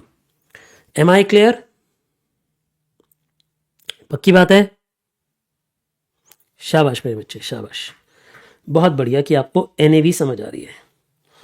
चलिए वापस आते, मैं ऐसे वर्ड पढ़ाता रहूँगा, आते जाते रहूँगा। मैं पहले ना अभी आपको आज मैं वेबसाइट पढ़नी सिखा रहा हूँ कि किसी भी म्यूचुअल फंड हाउस की वेबसाइट कैसे पढ़ते हैं। तो एनएवी समझ आ गई आज आपको। तो देखो हम इधर बात कर रहे थे एनएवी के बारे में। तो अगर मैं बोलता हूँ कि इस फंड की एनएवी 35.68 है, इसका मतलब क्या है? सौम्या, इसका मतलब क्या है कि अगर आपने शुरू में इसमें 10 रुपये लगाए थे, आज उस 10 रुपये की वैल्यू 35.68 है। यानी आज ये म्यूचुअल फंड एक यूनिट वापस दो और 35 रुपये ले लो। और अगर आज खरीदना चाहते हो तो 35 रुपये दो, एक यूनिट खरीद लो। आज ये रेट है। तो this is NAV. NAV actually में क्या होता है, समझ आ गया? सर ये एक तरह का मार्केट प्राइस है। एक्चुअली बेटा एक प्रॉब्लम है, म्यूचुअल फंड मार्केट में नहीं बिकते, स्टॉक मार्केट में नहीं बिकते। मार्केट मतलब stock market. Mutual fund market में नहीं बिकते। म्यूचुअल फंड खरीदे और बेचे, म्यूचुअल फंड एजेंसी पे जाएंगे वापस। मतलब जो म्यूचुअल फंड हाउस है वही खरीदेगा, वही बेचेगा। These are not traded in open market. जब म्यूचुअल फंड ओपन मार्केट में ट्रेड होते हैं ना, स्टॉक मार्केट में, तो वो ईटीएफ बन जाते हैं, वो एक अलग टॉपिक है। वो एक्सचेंज ट्रेडेड फंड बन जाते हैं, वो म्यूचुअल फंड नहीं होते, वो ईटीएफ होते हैं। दोनों में डिफरेंस है, वो अलग से किसी दिन मैं पढ़ा दूंगा आपको व्हाट आर ईटीएफ। जब ये चैप्टर खत्म होगा तब बता दूंगा। बट मेरे एक सवाल का जवाब दो, क्या म्यूचुअल फंड स्टॉक मार्केट में ट्रेड होते हैं? You should tell me no. Answer बोलो, नो। तो म्यूचुअल फंड खरीदे और बेचे कहाँ से जाते हैं? म्यूचुअल फंड हाउस के थ्रू। म्यूचुअल फंड हाउस के थ्रू, म्यूचुअल फंड एजेंट के थ्रू आप खरीदते बेचते हो, म्यूचुअल फंड हाउस से सीधा। आपको म्यूचुअल फंड ये वाला खरीदना है, सीधा ये देखो, ये किसकी वेबसाइट है? ये आईसीआई प्रूडेंशियल की वेबसाइट है। सीधा जाओ, बाय करो, यहाँ पे खरीद लो, पैसा डालो, इन्वेस्ट करो, बात खत्म। सीधा वेबसाइट से खरीदो। तो ये क्या आप स्टॉक मार्केट से खरीद रहे हो? नहीं, सीधा म्यूचुअल फंड हाउस से खरीदो, बेच रहे हो। लिखा है ना इन्वेस्ट नाउ। डालो अपनी बैंक डिटेल, डालो पैसा, पैन नंबर डालो, वेरीफाई करो अपने आप को, पैसा इन्वेस्ट करो, बात खत्म। सीधा डायरेक्ट इन्वेस्ट करो। चलिए आगे बात करते हैं। एज का मतलब क्या है कि ये स्टार्ट कब हुआ था? आज से 6 साल 10 दिन पहले। सोचो 6 साल में से पिछले 5 साल में इन्होंने 28% की कमाई करके दी है। अच्छा ये देखो, AUM मतलब होता है एसेट अंडर मैनेजमेंट। मतलब इस म्यूचुअल फंड के पास कितना पैसा है, कितने पैसे को संभाल रहे हैं ये लोग? तो 7,000 करोड़ के आसपास पैसा संभाल रहे हैं। यानी अभी जिस फंड के बारे में हम बात कर रहे हैं वो कितना पैसा संभाल रहे हैं? लगभग 7,000 करोड़। तो क्या वो 7,000 करोड़ किसी एक जन का होगा या हजारों जन का होगा? लाखों हजारों लोगों ने पैसा दिया होगा बेटा, है ना। एग्जिट लोड, बेटा एग्जिट लोड वैसे यूजुअली एग्जिस्ट नहीं करता है, बट उसमें बताया उसने कि इफ़ एनएवी इज़, वो कुछ ना कुछ कंडीशन बताइए। एग्जिट लोड का मतलब क्या होता है मैं समझाता हूँ। जैसे मानो अगर मैं अपने यूनिट रिडीम वापस देना चाहता हूँ, मैं अपने यूनिट वापस दे के पैसा लेना चाहता हूँ, तो that is I am exiting. What am I doing, I am entering the fund और I am exiting the fund, I am exiting. तो ऐसे में एग्जिटिंग के टाइम पे कभी कभी म्यूचुअल फंड हाउस आप पे फीस लगा देता है, आप पे चार्ज लगा देता है कि हम इतना पैसा काटेंगे, तो वो 1% काटने की बात कर रहा है। किस सिचुएशन में वो बताया होगा, मैं उसके भी डिटेल में नहीं जाना चाहता, बट एग्जिट लोड क्या होता है समझ आ गया कि अगर आप जाओगे तो आपका 1% पैसा कट जाएगा। यानी इमेजिन करो आप 35 रुपये का एक यूनिट बेचोगे तो उसमें से 1% कट जाएगा, यानी 35 पैसा कट जाएगा बेसिकली, ठीक है ना। और यूजुअली एग्जिट लोड ऐसा नहीं होता कि हमेशा हो, यूजुअली शॉर्ट टर्म में अगर आप पैसा वापस निकालते हो तो होता है, वो आपको कंडीशन पढ़नी चाहिए तभी पैसा इन्वेस्ट करना चाहिए शुरू में। देखो इसने खुद ही बताया कि इंडिकेटिव इन्वेस्टमेंट होराइजन, मतलब ये खुद बोल रहे हैं कि अगर आपने इस फंड में पैसा लगाना है और आप कमाई देखना चाहते हो ना अच्छी, तो कम से कम 5 साल इन्वेस्ट करो, ठीक है। फिर ये आपको TER बता रहा है उसकी कितनी कितनी है, ये हम अलग से डिस्कस कर सकते हैं। फंड की परफॉर्मेंस देख लो, 3 साल में इस स्कीम ने 29% कमाया है, जबकि 3 ईयर बेंचमार्क जो है निफ्टी की मैन्युफैक्चरिंग इंडेक्स जो है उसने 26% कमा के दिया है, ठीक है जी। अब ये देखो ये बता रहा है कि अगर आपने यहाँ यहाँ इतने इतने पैसे डाले होते, सोचो अगर आपने 1 साल पहले SIP स्टार्ट की होती तो आपने पैसा इन्वेस्ट कितना किया होता, आपने इन्वेस्ट 60,000 किया होता, आपके उस 60,000 की कीमत अब 77,000 हो गई होती, 1 साल में इतनी इनकम आ गई होती। अब आइए ये बात करते हैं, अब हम बात करेंगे पोर्टफोलियोज़ की कि इस सेक्टर में क्या क्या होल्ड कर रखा है उन्होंने, इस सेक्टर में क्या क्या उन्होंने होल्ड कर रखा है। देखिए इस सेक्टर में कितनी कैपिटल गुड्स की इंडस्ट्रीज़ के शेयर ले रखे हैं इन्होंने, 21%, 22%, ऑटोमोबाइल के 20%, मेटल एंड माइनिंग के 14.6%, कंस्ट्रक्शन 10%, हेल्थ केयर में 9%, और कहाँ कहाँ पैसा लगाया हुआ है इन्होंने, कंस्ट्रक्शन में 4%, केमिकल्स में 7%, टेक्सटाइल में 2% के आसपास, कंज्यूमर ड्यूरेबल इतना, अलग अलग जगह कितना कितना। हमें ये भी पता लग जाता है कि इस फंड ने कहाँ कहाँ कितना कितना पैसा लगाया हुआ है। आप देख पा रहे हैं ये सारी बातें, कहाँ कहाँ पैसा लगाया हुआ है। आप ये देखना चाहते हो कि इस फंड की फंड मैनेजर कौन है, ये सब समझना चाहते हो, तो आइए फंड मैनेजर से मिलते हैं। हाँ भैया कौन संभाल रहा है इसे, तो इस फंड को संभालने के लिए कोई अनीश जी को रखा है और ललित जी को रखा है। ललित जी 13 साल से फंड संभाल रहे हैं, एक्सपीरियंस कर रहे हैं फंड्स को, और अनीश जी 28 साल से फंड को मैनेज कर रहे हैं। आइए इनके बारे में बात करते हैं। हाँ भैया अनीश जी, अनीश जी क्या क्या संभाल रहे हो आप। अनीश जी की परफॉर्मेंस के अंडर ये परफॉर्मेंस आई है, ये और कौन कौन से फंड संभालते हैं इनका भी नाम आ जाएगा, ये उसमें कैसा परफॉर्म कर रहे हैं ये भी बता दिया जाएगा, फंड से अच्छा परफॉर्म कर रहे हैं बुरा परफॉर्म कर रहे हैं, सारी बात आप इधर देख के बता सकते हो। यानी आप इस बंदे की भी जो बोलते हैं ना कि कच्चा चिट्ठा निकाल सकते हो, मतलब समझते हो क्या होता है, इस बंदे की भी डिटेल निकाल सकते हो कि ये कौन कौन से फंड का मैनेजर है। आप एक बात नोटिस करो, अगर एक बंदा 4-5 फंड संभाल रहा है और सब में अच्छा परफॉर्म करवा रहा है, इसका मतलब बंदा बढ़िया है, इसका मतलब बंदा बढ़िया है। और एक बंदा है जो 4-5 फंड संभाल रहा है सब में नुकसान करा रहा है, इसका मतलब समझ ही जाओ, है कि नहीं। और ये हमेशा जब भी आपको अपना रिजल्ट देंगे तो बेंचमार्क भी साथ में देंगे। बेंचमार्क मतलब किससे कंपैरिजन होना चाहिए। अब आप मैन्युफैक्चरिंग की बात करें तो मैन्युफैक्चरिंग वाली कंपनियों से ही कंपैरिजन करोगे ना, आप कंपेयर किससे करते हो अपनी इंडस्ट्री से, तो कंपेरेबल इंडस्ट्री का भी रिजल्ट देगा। जैसे एक बात समझो, अब ये बंदा कोई फंड संभालता है जो कि बिजनेस साइकिल फंड है, ठीक है ना।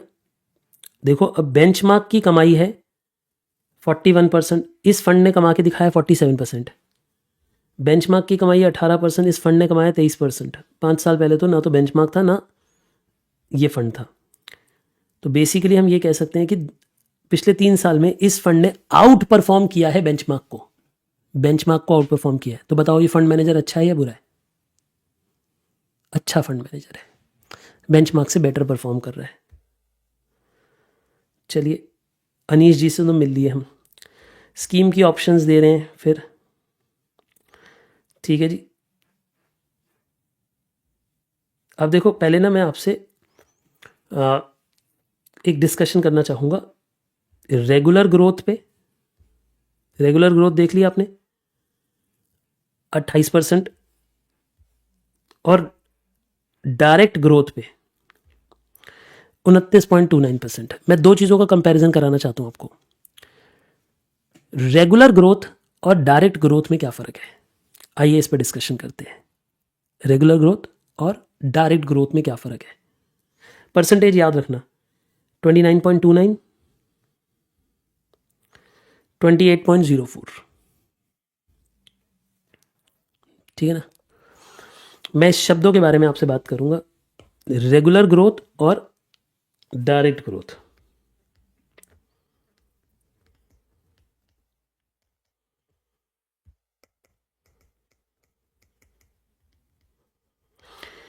ये आप हो, ठीक है। अगर आप इसी म्यूचुअल फंड में इन्वेस्ट कर रहे होते, मानो ये म्यूचुअल फंड सेम है, लेकिन अगर आप डायरेक्ट इन्वेस्ट कर रहे होते, डायरेक्ट मतलब आपने पैसा दिया और वो पैसा सीधा म्यूचुअल फंड हाउस में आया, इमेजिन करो, तब अगर आप 100 रुपये देते तो पूरे 100 रुपये इनके पास पहुंचते, तो आपकी कमाई ज़्यादा होती। लेकिन रेगुलर ग्रोथ का मतलब होता है कि आपने पैसा दिया, लेकिन बीच में एक एजेंट है, म्यूचुअल फंड डिस्ट्रीब्यूटर है बीच में। एजेंट समझते बेटा क्या होता है? एजेंट मतलब जब आपने म्यूचुअल फंड खरीदा तो आपने म्यूचुअल फंड सीधा इनकी वेबसाइट पे जाके डायरेक्टली नहीं खरीदा, आपने किसी एजेंट के थ्रू खरीदा, डिस्ट्रीब्यूटर के थ्रू खरीदा। तो जब आप डिस्ट्रीब्यूटर के थ्रू खरीदते हैं और पैसा जाता है, तो अगर आपने 100 रुपये डाले होंगे तो शायद यहाँ पे 99 ही पहुंचे होंगे या 98 ही पहुंचे होंगे, चलो 99 पहुंचे होंगे मान लो।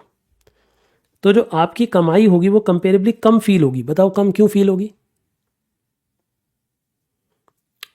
आपको बात समझ आ रही है मैंने क्या कहा?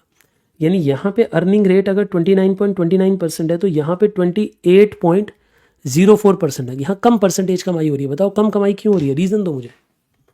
क्योंकि डिस्ट्रीब्यूटर की कमीशन इन्वॉल्व होती है, क्योंकि डिस्ट्रीब्यूटर की कमीशन इन्वॉल्व होती है। और पता है एक बात हो, म्यूचुअल फंड में कमीशन ऐसी नहीं है कि आपने एक बार ही म्यूचुअल फंड पे कमीशन दे दी, बात खत्म। जैसे जैसे आपकी वैल्यू बढ़ती जाएगी, आपकी अर्निंग बढ़ती जाएगी, उतनी उतनी कमीशन और जाती जाएगी। मतलब जो म्यूचुअल फंड की कमीशन होती हैं वो प्रोग्रेसिव होती हैं, साथ साथ चलती हैं। समझे आप मेरी बात? तो क्या आपको लगता है म्यूचुअल फंड डिस्ट्रीब्यूटर को इन्वॉल्व करना चाहिए बीच में कि नहीं करना चाहिए? कितने बच्चों को लगता है नहीं करना चाहिए? क्योंकि डायरेक्ट में कमाई ज़्यादा है, रेगुलर में कम है। रेगुलर जब भी किसी प्लान को आप पढ़ो, जब भी किसी प्लान को आप पढ़ो, अगर उसमें लिखा हो डायरेक्ट तो मतलब आप और कंपनी के बीच में कोई एजेंट नहीं है। लेकिन अगर लिखा हो रेगुलर तो इसका मतलब आप किसी एजेंट की वेबसाइट के थ्रू बुकिंग कर रहे हो, आप किसी एजेंट की वेबसाइट के थ्रू बुक कर रहे हो। ठीक है, मैं आपको एक चोर बात समझाऊं। चोर की आज की डेट में मतलब मुझे दया भी आती है और मुझे ऐसी चोरी को देख के शर्म भी आती है कि भारत में क्या हो रहा है ना। मैं नाम ही ले देता हूँ मैं इनकी, ऐसी की तैसी। एक कंपनी है कोटक, ठीक है, ठीक है जी। मेरे फैमिली में किन्हीं का कोटक में बैंक अकाउंट है, ठीक है जी। अब उन्होंने कुछ म्यूचुअल फंड में इन्वेस्टमेंट्स करनी थी। उन्होंने मुझसे किसी चीज़ की राय मांगी, मैंने उन्हें एक फ़ंड का नाम बताया जो कि बाय चांस कोटक के पास था। अब उस व्यक्ति का कोटक में बैंक अकाउंट था, तो मैंने उन्हें बोला कोटक से ले लेना, कोटक की वेबसाइट पे जाके ले लेना। तो उस व्यक्ति ने कोटक की बैंक की वेबसाइट पे लॉगिन किया, बैंक के पोर्टल पे लॉगिन किया। बैंक किसका? कोटक का। बैंक अकाउंट कहाँ पे है? कोटक में। बैंक की वेबसाइट के अकाउंट में जब आप लॉगिन करते हो तो इन्वेस्ट का ऑप्शन दिखता है, उस पर उन्होंने इन्वेस्ट के ऑप्शन पे क्लिक कर दिया, म्यूचुअल फंड पे कहीं चले गए। मतलब मुझे एग्जैक्ट प्रोसेस नहीं पता, बट हुआ कुछ ऐसा ही होगा। उन्होंने म्यूचुअल फंड खरीदे। कहाँ से खरीदे? कोटक के बैंक अकाउंट से खरीदे। और खरीदे किसके? कोटक के। लेकिन कोटक के म्यूचुअल फंड जब कोटक के बैंक के थ्रू खरीद रहे हो ना आप, तो भी रेगुलर प्लान दे दिया उन्होंने। क्यों? क्योंकि वो मानते हैं कि कोटक बैंक और कोटक म्यूचुअल फंड अलग अलग कंपनीज हैं। वो कोटक बैंक वहां पे एज एन एजेंट काम कर रहा है कोटक म्यूचुअल फंड्स का। तो कोटक की जो म्यूचुअल फंड है वो अलग वेबसाइट है, आपको मेरी बात समझ आई? अगर आप वहाँ लॉगिन करते, वहाँ नया लॉगिन बना लेते अपना आधार पैन डाल डाल के, और वहाँ पे अपने बैंक अकाउंट को लिंक करके उधर खरीदते, तो वो कमीशन बचती। वैसे मुझे ऐसा लगता है कि इट इज़ शेयर चोरी। मतलब मेरी बातें हो सकता है आपको बुरी लग रही हूँ, बट ना भारत का जो आम नागरिक है वो हमारे जितना पढ़ा लिखा नहीं है, आपके जितना पढ़ा लिखा नहीं है। सच बता रहा हूँ मैं आपको, फाइनेंशियली नहीं है वो पढ़ा लिखा। इंजीनियर भी है ना, डॉक्टर भी है, तो भी वो फाइनेंशियली पढ़ा लिखा नहीं है बेचारा, उसे फाइनेंस नहीं समझ आता। अब उनका एक बड़ा अमाउंट था जो कि अब मुझे ऐसे लगता है कि मेरी ही गलत रिकमेंडेशन थी। मैंने उन्हें बोला कोटक की वेबसाइट पे जाके ले लेना, मैंने ये नहीं बोला कोटक की म्यूचुअल फंड वाली वेबसाइट पे जाके ले लेना, मेरी गलती है। मुझे ये बात जस्टिफाई करनी चाहिए थी कि म्यूचुअल फंड और बैंक अलग अलग है, म्यूचुअल फंड वाली वेबसाइट पे जाना और वहाँ खरीदना। ऐसे हो जाता है कभी कभी कि नहीं हो जाता, ठीक है ना? ऐसे बोलो, ये बातचीत समझ आ गई ना आपको मैंने क्या कहा? कि रेगुलर प्लान और डायरेक्ट प्लान में क्या अंतर है? कितने बच्चों को नहीं समझ आया है? ऐसे हाथ उठा लो, नहीं समझ आया तो। सभी को समझ आ गया? चलिए वापस चलें वेबसाइट पे पढ़ने।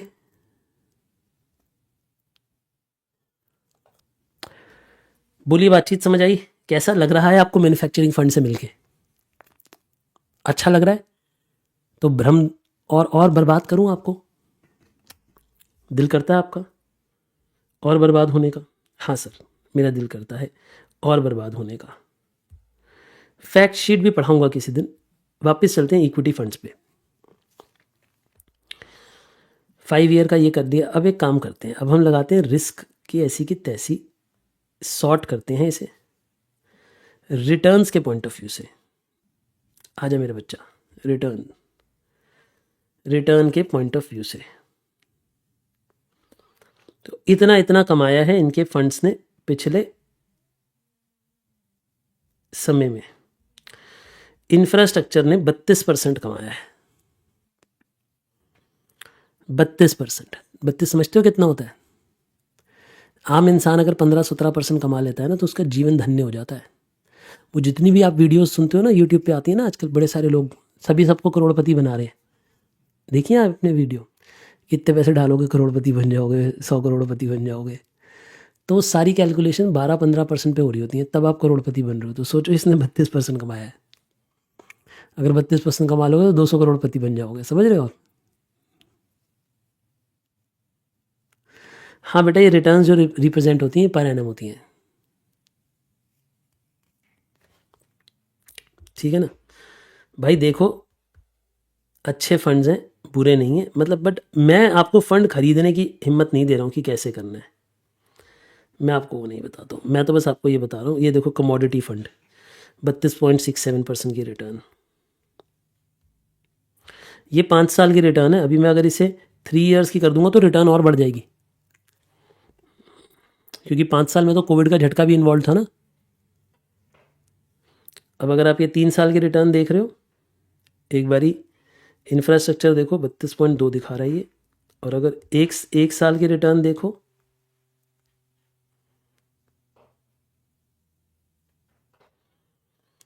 आ जा बेटा, जल्दी जल्दी लोड हो जा। बिजनेस साइकिल फंड को देख रहे हो कितनी दिखा रहा है? 43%। Manufacturing fund 52%। हे प्रभु, बेचारा लोड ही नहीं कर पा रहा, उसकी ज़िंदगी बर्बाद हो गई है इतना पैसा देख के। आपने किस किस फंड में पैसा लगाया हुआ ये बताओ?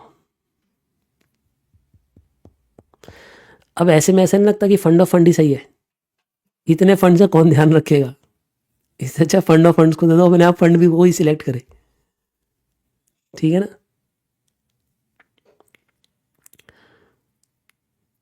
अच्छा, स्टॉक्स में किया हुआ है, पराग पारिक में किया हुआ है, स्मॉल कैप में किया हुआ है, मोतीलाल में किया हुआ है, HDFC प्रूडेंशियल, पता नहीं ये क्या है,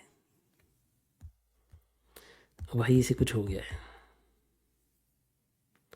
इसे बोलते हैं रीजनरेट कर अपने आप को, है ना?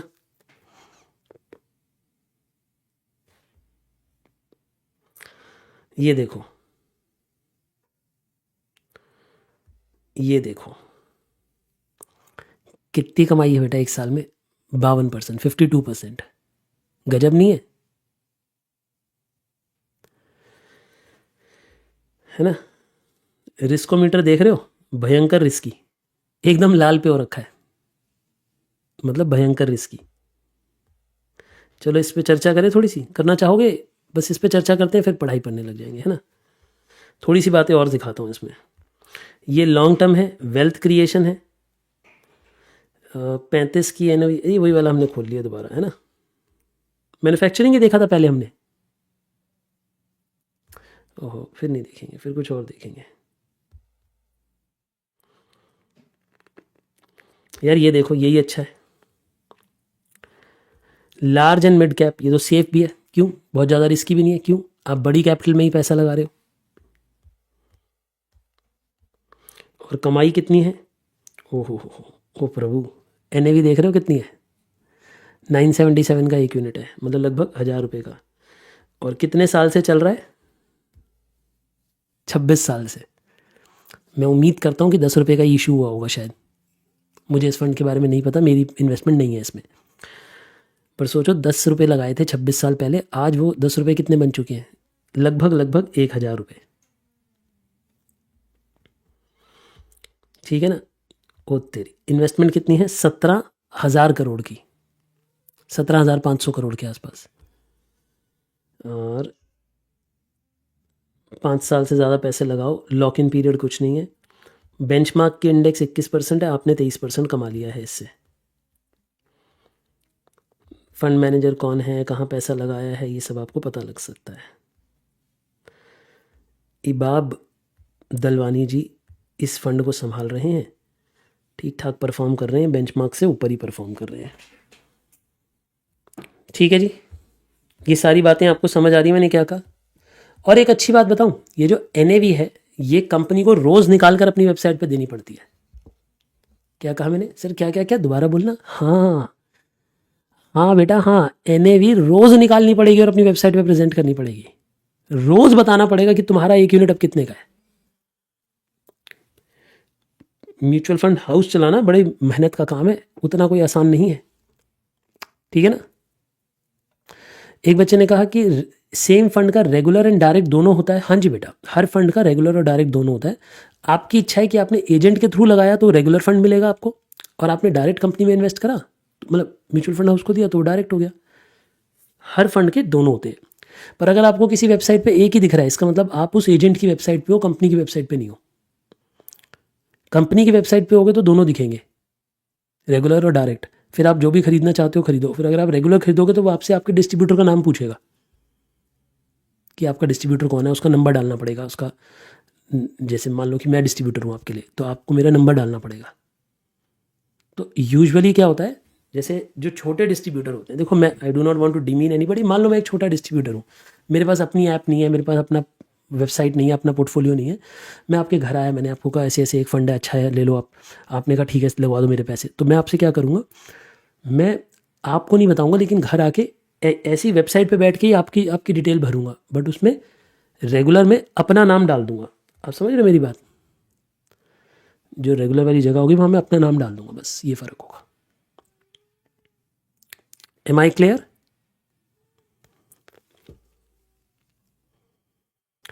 चलिए, तो मुझे लगता है कुछ कुछ बातें तो समझ आ गई हैं, बाकी हम आते जाते रहेंगे थोड़ा बहुत और वेबसाइट पे। एक वेबसाइट की और बड़ी डिमांड आ रही है पराग पारिक की, वो भी दिखा दूँ क्विकली।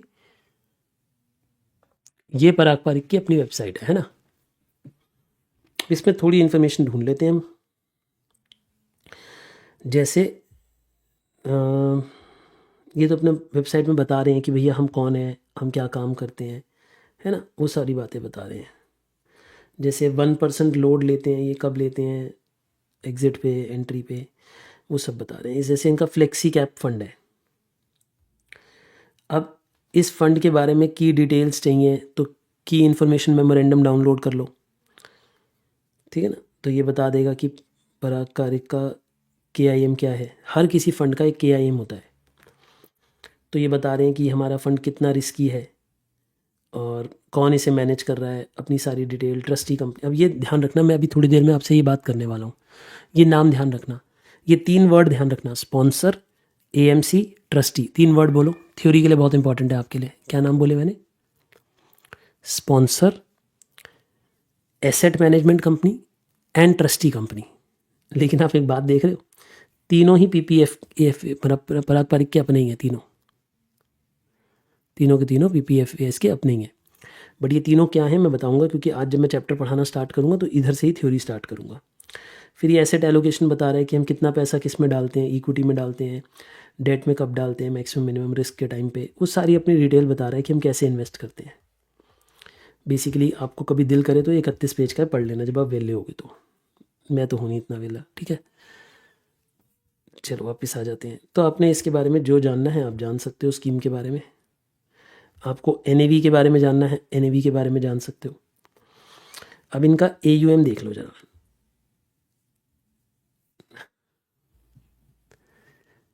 पुरानी बात कर रहा है लेकिन कितना है, छोटा सा तो AUM है, कितना 82,000 करोड़ है, 82,000 करोड़, ठीक है ना। NAV 87 की है। अच्छा ये देखना, अब देखो यहाँ पे आपको ना अंतर समझ आएगा। आप ये देख रहे हो डायरेक्ट प्लान की NAV और रेगुलर प्लान की NAV में कितना फर्क है, क्या फर्क है। अगर किसी ने एजेंट के थ्रू खरीदा था तो उसकी NAV चल रही है 80 रुपीज़ के आसपास, और जिसने डायरेक्ट प्लान में इन्वेस्ट किया था उसकी आज NAV है 87, मतलब बढ़ गई ना, 7 रुपये का फ़र्क आ गया। क्यों डायरेक्ट प्लान में बढ़त क्यों है, क्योंकि वो कमीशन नहीं गई ना आपकी, वरना ये आपकी कमीशन उधर चली जाती है। आप समझ रहे हो मेरी बात। तो ये अलग अलग फंड के बारे में बता रहे हैं, रेगुलर NAV वगैरह बता रहे हैं। आप देखो, अब आपको एक बात समझ आ रही है, रोज़ की NAV देते हैं ये लोग। जैसे इधर देखो 10 तारीख, 11 तारीख, 14 तारीख, 15 तारीख, 16, 17, 18, ऐसे रोज़ की NAV देते हैं। इसका मतलब क्या NAV रोज़ निकालनी होती है,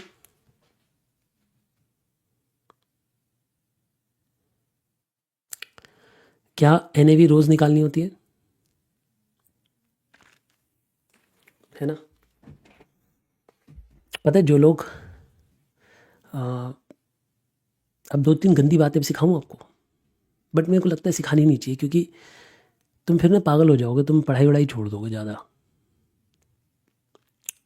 बोलो,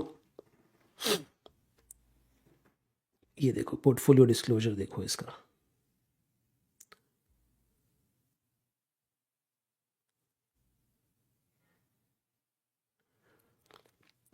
ये देखो। अब ये गंदी बात है लेकिन ये अच्छी बात, ऐसी बातें आपको करनी नहीं चाहिए इस उम्र में अभी, है ना। अब एक बात बताओ, एक फंड मैनेजर है जो कि 80,000 करोड़ रुपया मैनेज कर रहा है, जोर की बोलो। एक फंड मैनेजर है जो कि 80,000 करोड़ रुपया मैनेज कर रहा है, ये पागल होंगे, इनके पास अपनी कोई टीम नहीं होगी, इन्हें किसी कंपनी के बारे में कोई अंदाज़ा नहीं होता होगा, इनके पास कोई इन्फॉर्मेशन नहीं होती होगी मार्केट में आने से पहले, इनके इंटरनल कॉन्टैक्ट नहीं होते होंगे, इनकी गवर्नमेंट से सेटिंग नहीं होती होगी, इन्हें मिनिस्टर का पहले फ़ोन नहीं आ जाता होगा कि ये चेंज आने वाला है, इनके पास मिनिस्टर्स का पैसा नहीं लगा हुआ होगा। ऐसा सब थोड़ी ना होता है भारत में। भारत तो एक अच्छी डेमोक्रेटिक कंट्री है, आप समझ तो रही हो मैं क्या बोल रहा हूँ, है ना। अब सोचो कि अगर आप इसे डे बाय डे ट्रेल करने लग जाओ, अगर आप इसे डे बाय डे ट्रेल करने लग जाओ और आप इसके पीछे लग जाओ ऐसा स्प्रेडशीट बनाकर, मतलब पागल हो जाओ आप, जुनून। बट आपके कैपिटल भी होनी चाहिए, पागल नहीं 100 रुपये लेके बैठे हो और 5,000 रुपये का अपना पोर्टफोलियो और ये काम कर रहे हो। बट अगर किसी का मोटी कैपिटल हो और वो पागल हो जाए स्टॉक मार्केट के पीछे, तो वो क्या करेगा, ऐसी 4, 5, 6 म्यूचुअल फंड सिलेक्ट करेगा, है ना। अब ये बात इतनी डेप्थ वाली बात कोई यूट्यूब पे नहीं होती, ये फ्री वीडियोस की बातचीत नहीं है, और ये बात ही नहीं है, मतलब मेरे हिसाब से आपको करना नहीं चाहिए। बस मैं एक कहानी सुना रहा हूँ, कहानी की तरह सुनो और भूल जाना। आपने ऐसे 4-5 फंड्स खोल लिए, मान लो आपने स्मॉल कैप के खोल लिए, सबसे अच्छी बात है तो स्मॉल कैप खोलो। जो भी, जैसे निपॉन अच्छा कर रहा है स्मॉल कैप में, क्वांट अच्छा कर रहा है स्मॉल कैप में, HDFC अच्छा कर रहा है, कोटक अच्छा कर रहा है स्मॉल कैप में, तो सबके स्मॉल कैप के फंड खोल लो।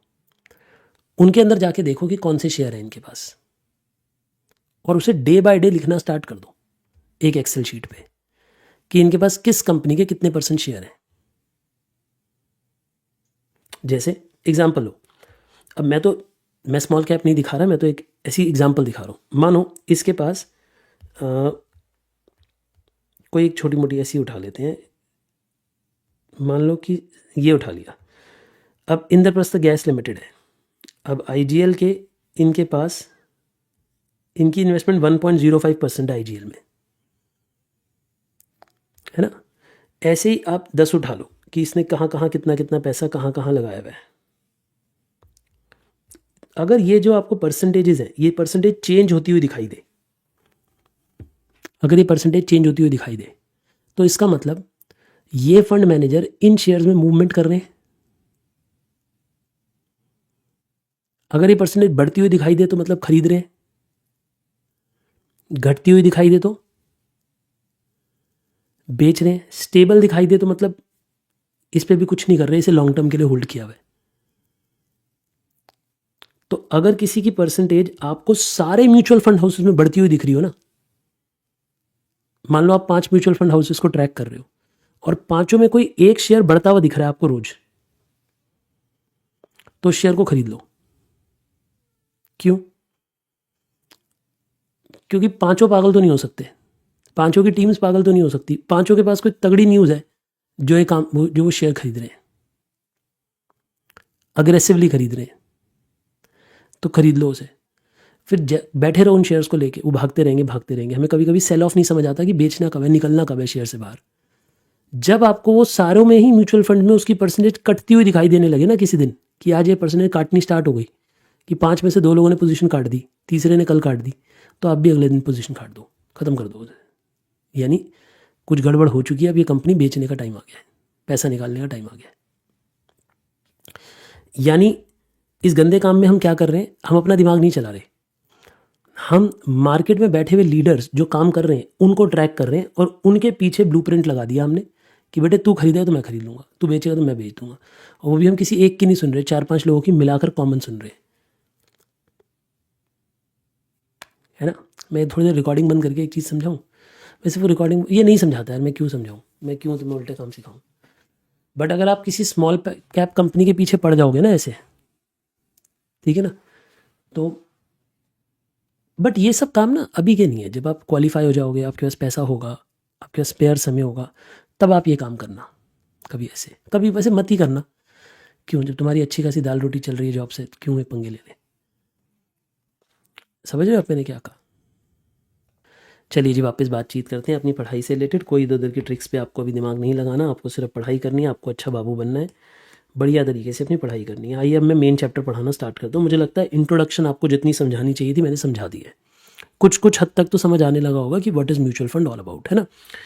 तो म्यूचुअल फंड इन शॉर्ट, अगर आपसे कोई आपका पड़ोसी पूछता है कि व्हाट इज़ म्यूचुअल फंड, तो आप क्या बोलोगे? ध्यान दो बेटे। म्यूचुअल फंड में हज़ारों लाखों लोग, छोटे छोटे लोग, हम लोग अपना पैसा डालते हैं, थोड़ा जितना हमारे पास पेयर होता है, 500 रुपये, 1000 रुपये, 5000 रुपये, जितना भी हमें लगता है, या तो हम लमसम पे करते हैं या फिर SIP कराते हैं, और ये पैसा जाता है एक फंड हाउस के पास, है ना। अब इसे समझना, म्यूचुअल फंड बनता कैसे। अब फेयर नोट लिखने स्टार्ट कर दो। देखिए बेटा, म्यूचुअल फंड कैसे बनता है। म्यूचुअल फंड बनाने के लिए पहले एक जना होना चाहिए जिसका नाम होता है स्पॉन्सर। पहले एक व्यक्ति होता है, बेसिकली व्यक्ति भी हो सकता है या कंपनी हो सकती है, जिसे हम बोलते हैं स्पॉन्सर। स्पॉन्सर मतलब जो इस म्यूचुअल फंड को स्टार्ट करने वाला है, जो बेसिक पैसा, जिसे आप इन कंपनी के मामले में प्रमोटर कहते हैं। आपने सुना है प्रमोटर वर्ड क्या होता है? वैसे ही आप समझो, म्यूचुअल फंड के केस में उसे स्पॉन्सर बोलते हैं, क्योंकि म्यूचुअल फंड ना कंपनी के फॉर्मेट में रजिस्टर नहीं होते, ट्रस्ट के फॉर्मेट में रजिस्टर होते हैं। ये किस फॉर्मेट पे रजिस्टर कराते हैं अपने आप को? ट्रस्ट के फॉर्मेट पे रजिस्टर कराते हैं। ये बात समझ आ गई आपको? तो ट्रस्ट के केस में कौन होता है सबसे पहले? स्पॉन्सर। स्पॉन्सर इस म्यूचुअल फंड को, अब देखो ऑब्वियस ही बात है, ये सारे लोग एक ही होते हैं एक तरीके से, जो हम बात जिनकी कर रहे हैं। आपको मैंने पराग पारिक के केस में दिखा दिया था, स्पॉन्सर भी पराग पारिक का ही था। AUM जो एसेट मैनेजमेंट कंपनी थी वो भी पराग पारिक की थी अपनी, और जो म्यूचुअल फंड हाउस था, जो ट्रस्ट था, वो भी पराग पारिक के नाम पे था। तो ये क्या करते हैं, एक कंपनी होती है या कोई एक व्यक्ति होता है या ग्रुप ऑफ पीपल होते हैं, ये स्पॉन्सर बनते हैं और ये म्यूचुअल फंड को एक ट्रस्ट की फॉर्म में रजिस्टर कराते हैं। म्यूचुअल फंड ट्रस्ट रजिस्टर कराई जाती है, तो ये अपनी एक ट्रस्ट रजिस्टर कराते हैं, ठीक है। फिर जब ट्रस्ट रजिस्टर हो जाती है तो ट्रस्ट पैसा नहीं संभालती, देखो ट्रस्ट पैसा लगाने का काम नहीं करती, पैसा लगाने के लिए एक अलग कंपनी को रखा जाता है जिसे बोला जाता है asset management company. Asset management company basically जिनके पास मैनेजर्स होते हैं, जिनके पास म्यूचुअल फंड के मैनेजर्स होते हैं काम करने वाले। तो बेसिकली अगर मैं आपसे पूछूं आपने पैसा किसे दिया होता है, अब भाई ये मैं हूं, ये आप हो, हमने अपना पैसा किसे दिया है, सोच के बोलो बेटा। हम लोग ने अपना पैसा किसको दिया है? जब हम अपने फंड चलाने की बात कर रहे हैं, हम म्यूचुअल फंड रन करने की बात कर रहे हैं, तो हमने अपना पैसा किसको दिया है? हम सब लोगों ने म्यूचुअल फंड पैसा दिया, म्यूचुअल फंड ट्रस्ट के पास, जो रजिस्टर्ड ट्रस्ट है उसको पैसा दिया होता है। फिर वो पैसा वहाँ से एसेट मैनेजमेंट कंपनी के पास जाता है लगने के लिए, इन्वेस्ट होने के लिए। फिर ये एसेट मैनेजमेंट कंपनी पैसे को इन्वेस्ट करती है। क्या, अब वो डिपेंड करता है कि या वो पैसा इक्विटी में इन्वेस्ट करेगी या वो पैसा डेट में इन्वेस्ट करेगी, कहाँ वो डिपेंड करता है, वो पहले से ही फंड के ऊपर लिखा होता है। अब मेरी कुछ बातों को समझो।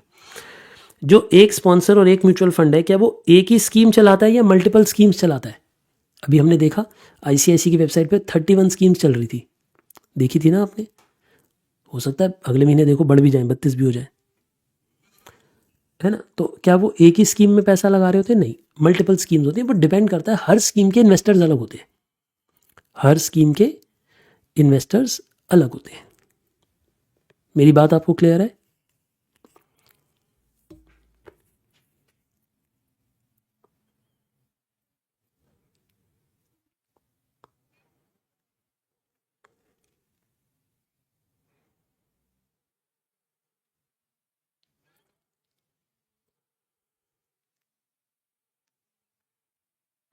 ठीक है बेटे, देखिए, तो अगर हम ये बात कहें कि ये तो म्यूचुअल फंड का बेसिक स्ट्रक्चर हो गया। अब ये लोग पैसा लगाते हैं, इन्वेस्ट करते हैं, अब वो पैसा ग्रो करता है फ्यूचर में, उस पैसे से कंपनी को इनकम मिलती है, उस पे से ये अपनी एक्सपेंसेस काट लेते हैं, फिर जो रिमेनिंग इनकम होती है वो हमें दे देती है, या तो कैश डिविडेंड के रूप में दे देते हैं, या तो कैश कैपिटल गेन के रूप में दे देते हैं, कभी कभी कैपिटल गेन भी दे देते हैं हमें। मतलब बेसिकली अब मान लो हमने पैसा दिया था म्यूचुअल फंड हाउस को, म्यूचुअल फंड ने उससे शेयर खरीदे, शेयर महंगे में बेचे, शेयर महंगे में बेचे तो कैपिटल गेन हुआ, उस कैपिटल गेन की डिस्ट्रीब्यूशन हमें भी मिल जाती है, कभी कभी डिविडेंड की भी डिस्ट्रीब्यूशन मिल जाती है। ये बात भी क्लियर हो गई आपको?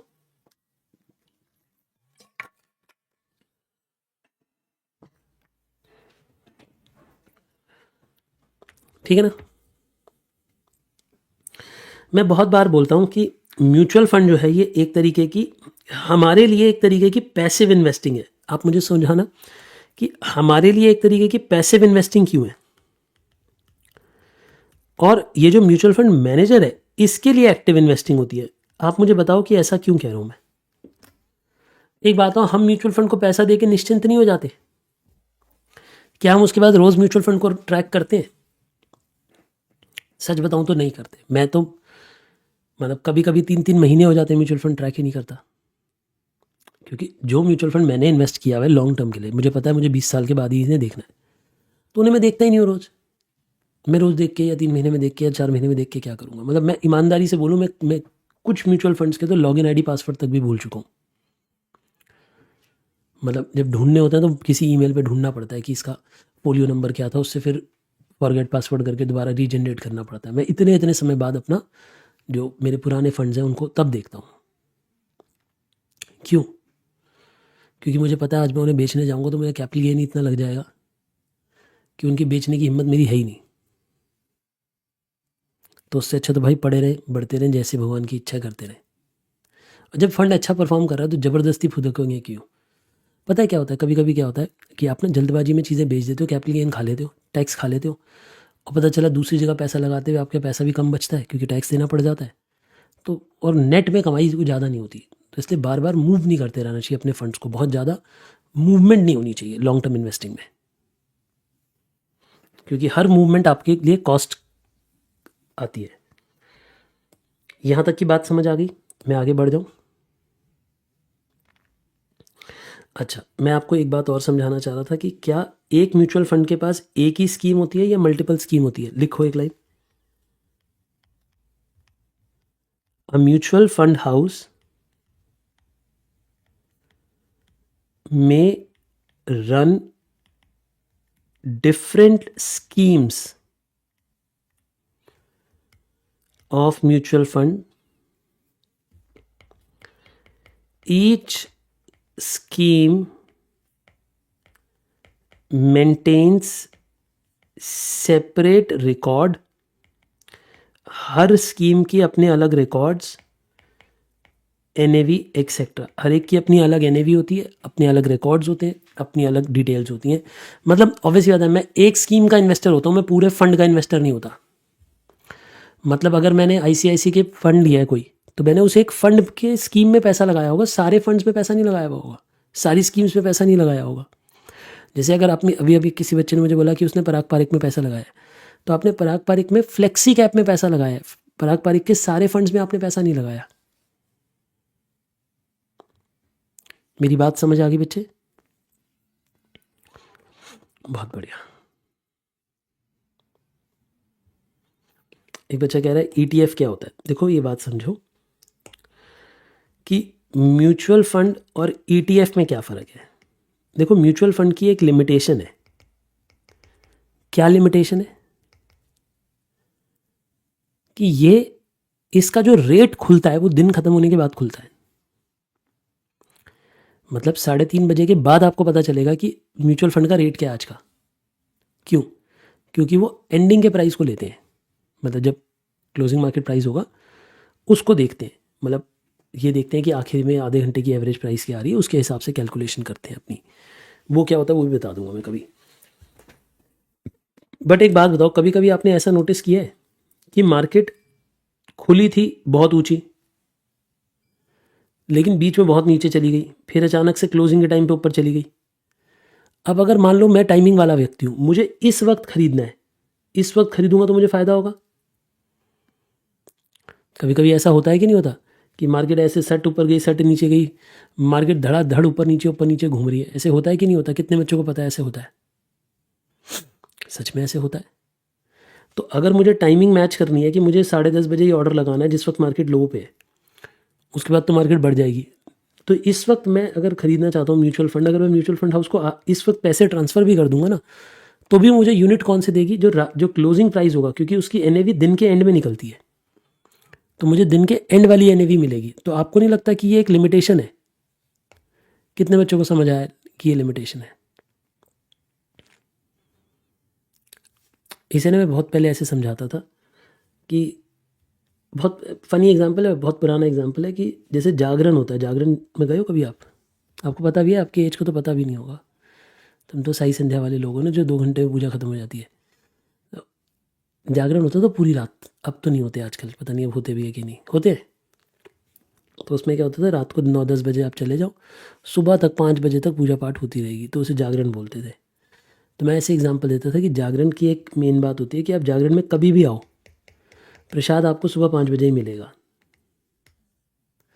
तो ऐसे भी लोग होते थे पूरी रात सोते थे, 4 बजे उठ के आ जाते थे. आप समझ रहे हैं मैं क्या बोल रहा हूँ? तो वैसा ही म्यूचुअल फंड का हाल है कि आप कभी भी इन्वेस्ट करो, लेकिन आपको एनएवी वही मिलेगी जो दिन के एंड में है. आपको दिन के एंड वाली एनएवी ऑफर होगी. तो ये एक लिमिटेशन थी.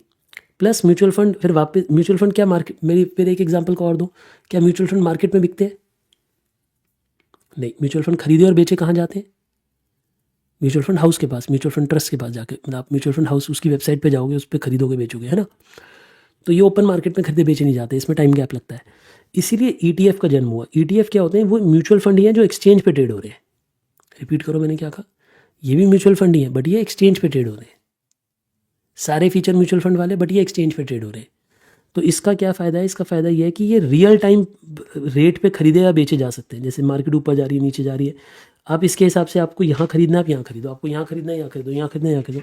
जिस मूवमेंट आप ऑर्डर पंच करोगे उस मूवमेंट का रेट आपको मिलेगा. निहार बात समझे आप मैंने क्या कहा? जिस मोमेंट पे आप इसे बाय करोगे या सेल करोगे उस मोमेंट का रेट आपको मिलेगा. Am I clear? आपको उस मोमेंट का रेट मिलेगा. कोई डाउट नहीं है? आयुष क्लियर है बेटा? बच्चे कह रहे हैं क्लियर है। तो म्यूचुअल फंड में और ईटीएफ में यही फ़र्क है कि यहाँ पे रेट, जो डे एंड वाला रेट लगता है, एनएवी एट डे एंड, और इसकी एडवांटेज क्या है, रेट एट एनी टाइम।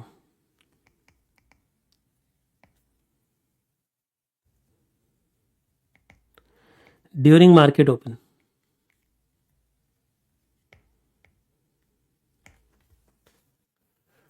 मतलब ये रियल टाइम रेट पे यूजेस रियल टाइम रेट।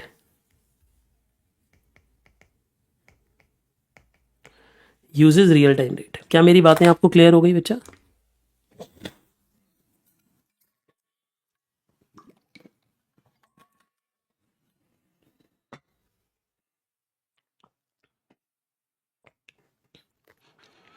ठीक है ना? हमारे पास ना बहुत ज़्यादा अभी समय बचा नहीं है आज की क्लास में। मैंने कुछ ज़्यादा ही डिटेल में एक्सप्लेन करने लग गया हूँ मैं आज आपको म्यूचुअल फंड। मैं अब आधा घंटा आपके सवाल ले लेता हूँ। कुछ भी आपको म्यूचुअल फंड के बारे में कुछ भी डिस्कशन करना है, कुछ भी any type of question you have, you may ask me today, आप मुझसे पूछ लीजिए, क्योंकि फिर हम कल से पढ़ना स्टार्ट करेंगे। प्रॉपर जो होता है ना, जो आपके कंटेंट करिकुलम का पार्ट है वो पढ़ेंगे। यानी इसका मतलब सर आप ये कह रहे हो आपने आज की क्लास ख़राब कर दी है? नहीं, मुझे ऐसा नहीं लगता। मुझे ऐसा लगता है मैंने आज की क्लास में आपको एक अच्छी फाउंडेशन दी है। म्यूचुअल फंड के बारे में कई ऐसे पहलू समझाए हैं जो शायद आप पहले नहीं सोचते थे। और फिर हम कल से उसी, आप मेरी आज की क्लास के हर एक वर्ड को ध्यान रखना, क्योंकि मैं कल से इनसे कनेक्ट करके आपको पढ़ाना स्टार्ट करूँगा, है ना। आपके जो भी सवाल हैं प्लीज़ स्टार्ट टाइपिंग, मैं उस पर डिस्कशन करना स्टार्ट करूँगा। ये मत पूछना कि सर मुझे म्यूचुअल फंड कौन खरीदना है, कौन से मैं खरीदूँ, वो मैं नहीं बता सकता। यश ने एक सवाल पूछा, म्यूचुअल फंड में हर दिन की होल्डिंग दिखती है? हाँ दिखती है। What is equity Contra fund? अच्छा, कॉन्ट्रा फंड्स क्या होते हैं? देखो, कॉन्ट्रा में बेसिकली क्या होता है कि ना आप रिवर्स साइकोलॉजी को अप्लाई करते हो, ठीक है ना। रिवर्स साइकोलॉजी का मतलब होता है कि इसमें हम उल्टे नेचर के फंड लेते हैं, यानी कि जब मार्केट ऊपर जा रही होती है और जो जो फंड उस वक्त नीचे जा रहे हो, और मार्केट जब नीचे जा रही हो तो जो फंड ऊपर जा रहे हो उनको बाई किया जाता है। यानी यहाँ पे रिवर्स इन्वेस्टिंग की जाती है। ये एक तरीके से हेजिंग के लिए यूटिलाइज किया जाता है। ठीक है, वेरी गुड। बैकलॉग कवर कर लिया है तो बहुत अच्छी बात है। एक बच्चा कह रहा है कि सर हम ब्रोकर की ऐप से अगर फंड खरीदते हैं, देखो अब डिपेंड करता है कि ब्रोकर, देखो ब्रोकर भी ना दो तरह के हैं। आपको ये पढ़ लेना चाहिए कि वो रेगुलर फंड है कि ग्रोथ फंड है। मतलब मैं इस पर बस इतना ही कमेंट करूँगा कि आप जब भी फंड खरीद रहे हो तो आप फंड को खरीदते हुए ये डिसाइड करें कि वो ग्रोथ फंड है या वो आपका रेगुलर फंड है, वो आप देख लें। Sir want to know the advertisement of mutual fund सही है, is done by a particular company और मार्केटिंग, और is it okay to educate people? मेरे हिसाब से शायद आप ये पूछ रहे हैं कि सर म्यूचुअल फंड की एक ऐड आती है, उसमें ऐसा बोलते हैं ना म्यूचुअल फंड सही है, म्यूचुअल फंड ओके है, ऐसा कुछ। तो वो कोई कोई एक कंपनी करती है? नहीं, ये म्यूचुअल फंड को गवर्नमेंट प्रमोट करती है। क्योंकि देखो एक बात को समझो, सच बोलना कि अगर एक अकेला इंसान स्टॉक मार्केट में पैसा लगाने जाएगा, क्या वो जीतेगा? देर आर हाई चांसेस कि वो हार के आएगा अपनी पैसा, और उसका पैसा लूटेगा पता है कौन? अमीर लोग, पावरफुल लोग, क्योंकि उन्हें ट्रिक पता है कैसे शेयर प्राइस को गिराना है, कब उठाना है, कैसे करना है। ये बंदा तो फंस जाता है उनके जाल में। इसीलिए इसीलिए इसीलिए म्यूचुअल फंड, मतलब मुझे ऐसा लगता है कि म्यूचुअल फंड में पैसा जो लगा रहे हैं लोग डायरेक्टली, मतलब स्टॉक मार्केट में डायरेक्टली पैसा ना लगाएं, जबकि लोग म्यूचुअल फंड के थ्रू पैसा लगाएं स्टॉक मार्केट में, ऐसा गवर्नमेंट चाहती है, इसलिए म्यूचुअल फंड को प्रमोट किया जाता है। जैसे ना कई कंपनियों में क्या होता है कि ना सेंट्रलाइज एजेंसीज होती हैं जो उन्हें गवर्न करती हैं, जैसे डायमंड है। अब एक बात आओ, अगर आप डायमंड की ऐड दोगे हीरा है सदा के लिए, तो इससे किसको फ़ायदा मिलेगा? आप मुझे इस बात का जवाब दो। अगर मैं कहता हूँ कि हीरा है सदा के लिए, तो इससे फ़ायदा किसे मिलेगा? सारे उन ज्वेलर्स को फ़ायदा मिलेगा जो हीरा बेचते हैं। तो इसकी ऐड कौन चलाएगा? इसकी ऐड ऑब्वियसली कोई एक कंपनी नहीं चलाएगी, इसकी जो कोई डायमंड मर्चेंट्स ने अपनी एसोसिएशन बनाई होगी वो चलाती होगी, और सब लोग उसमें पैसा डालते होंगे थोड़ा थोड़ा, ताकि वो ऐड चल पाए। ऐसे ही म्यूचुअल फंड को रेगुलेट किया जाता है, ठीक है ना।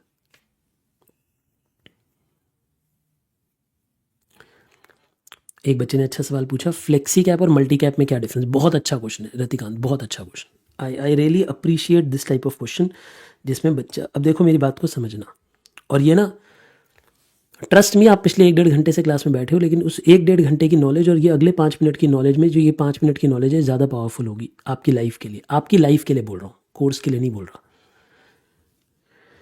सोचो, मैंने पहले इसे पढ़ाने से पहले एक बात बताता हूँ। आपको पता है कि जब तेज़ी होती है मार्केट में, जब मार्केट में बुल रन चल रहा होता है, तो जो लार्ज कैप होती है वो धीरे बढ़ रही होती है, लेकिन जो स्मॉल कैप के शेयर्स होते हैं वो तेज़ बढ़ रहे होते हैं। पता है आपको ये बात? स्मॉल कैप बहुत तेज भागते हैं ऊपर। रिपीट करना ये बात, स्मॉल कैप बहुत तेज़ी से भागते हैं। बट जब बियर रन आती है ना,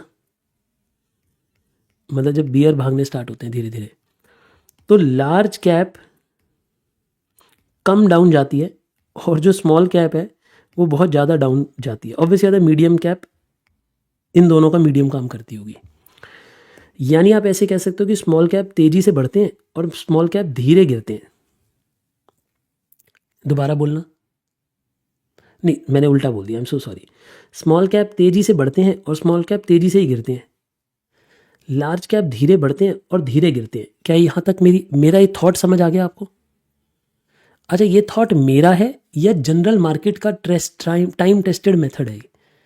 ये बेटा दुनिया का टाइम टेस्टेड पैरामीटर है जो कि पूरी दुनिया फॉलो करती है। मैं अब हमेशा, ज़रूरी नहीं है कि ट्रू हो, लेकिन दुनिया इसे फॉलो करती है और मेजरली आज तक हमेशा ये ट्रू लगा है। मतलब जैसे अगर जब भी कभी गिरावट आती है मार्केट में, कोई क्रैश आता है, तो स्मॉल कैप 70% टूट जाती हैं शेयर्स, 70% नीचे गिर जाते हैं, जबकि लार्ज कैप का 20% गिरता है, 15% गिरता है।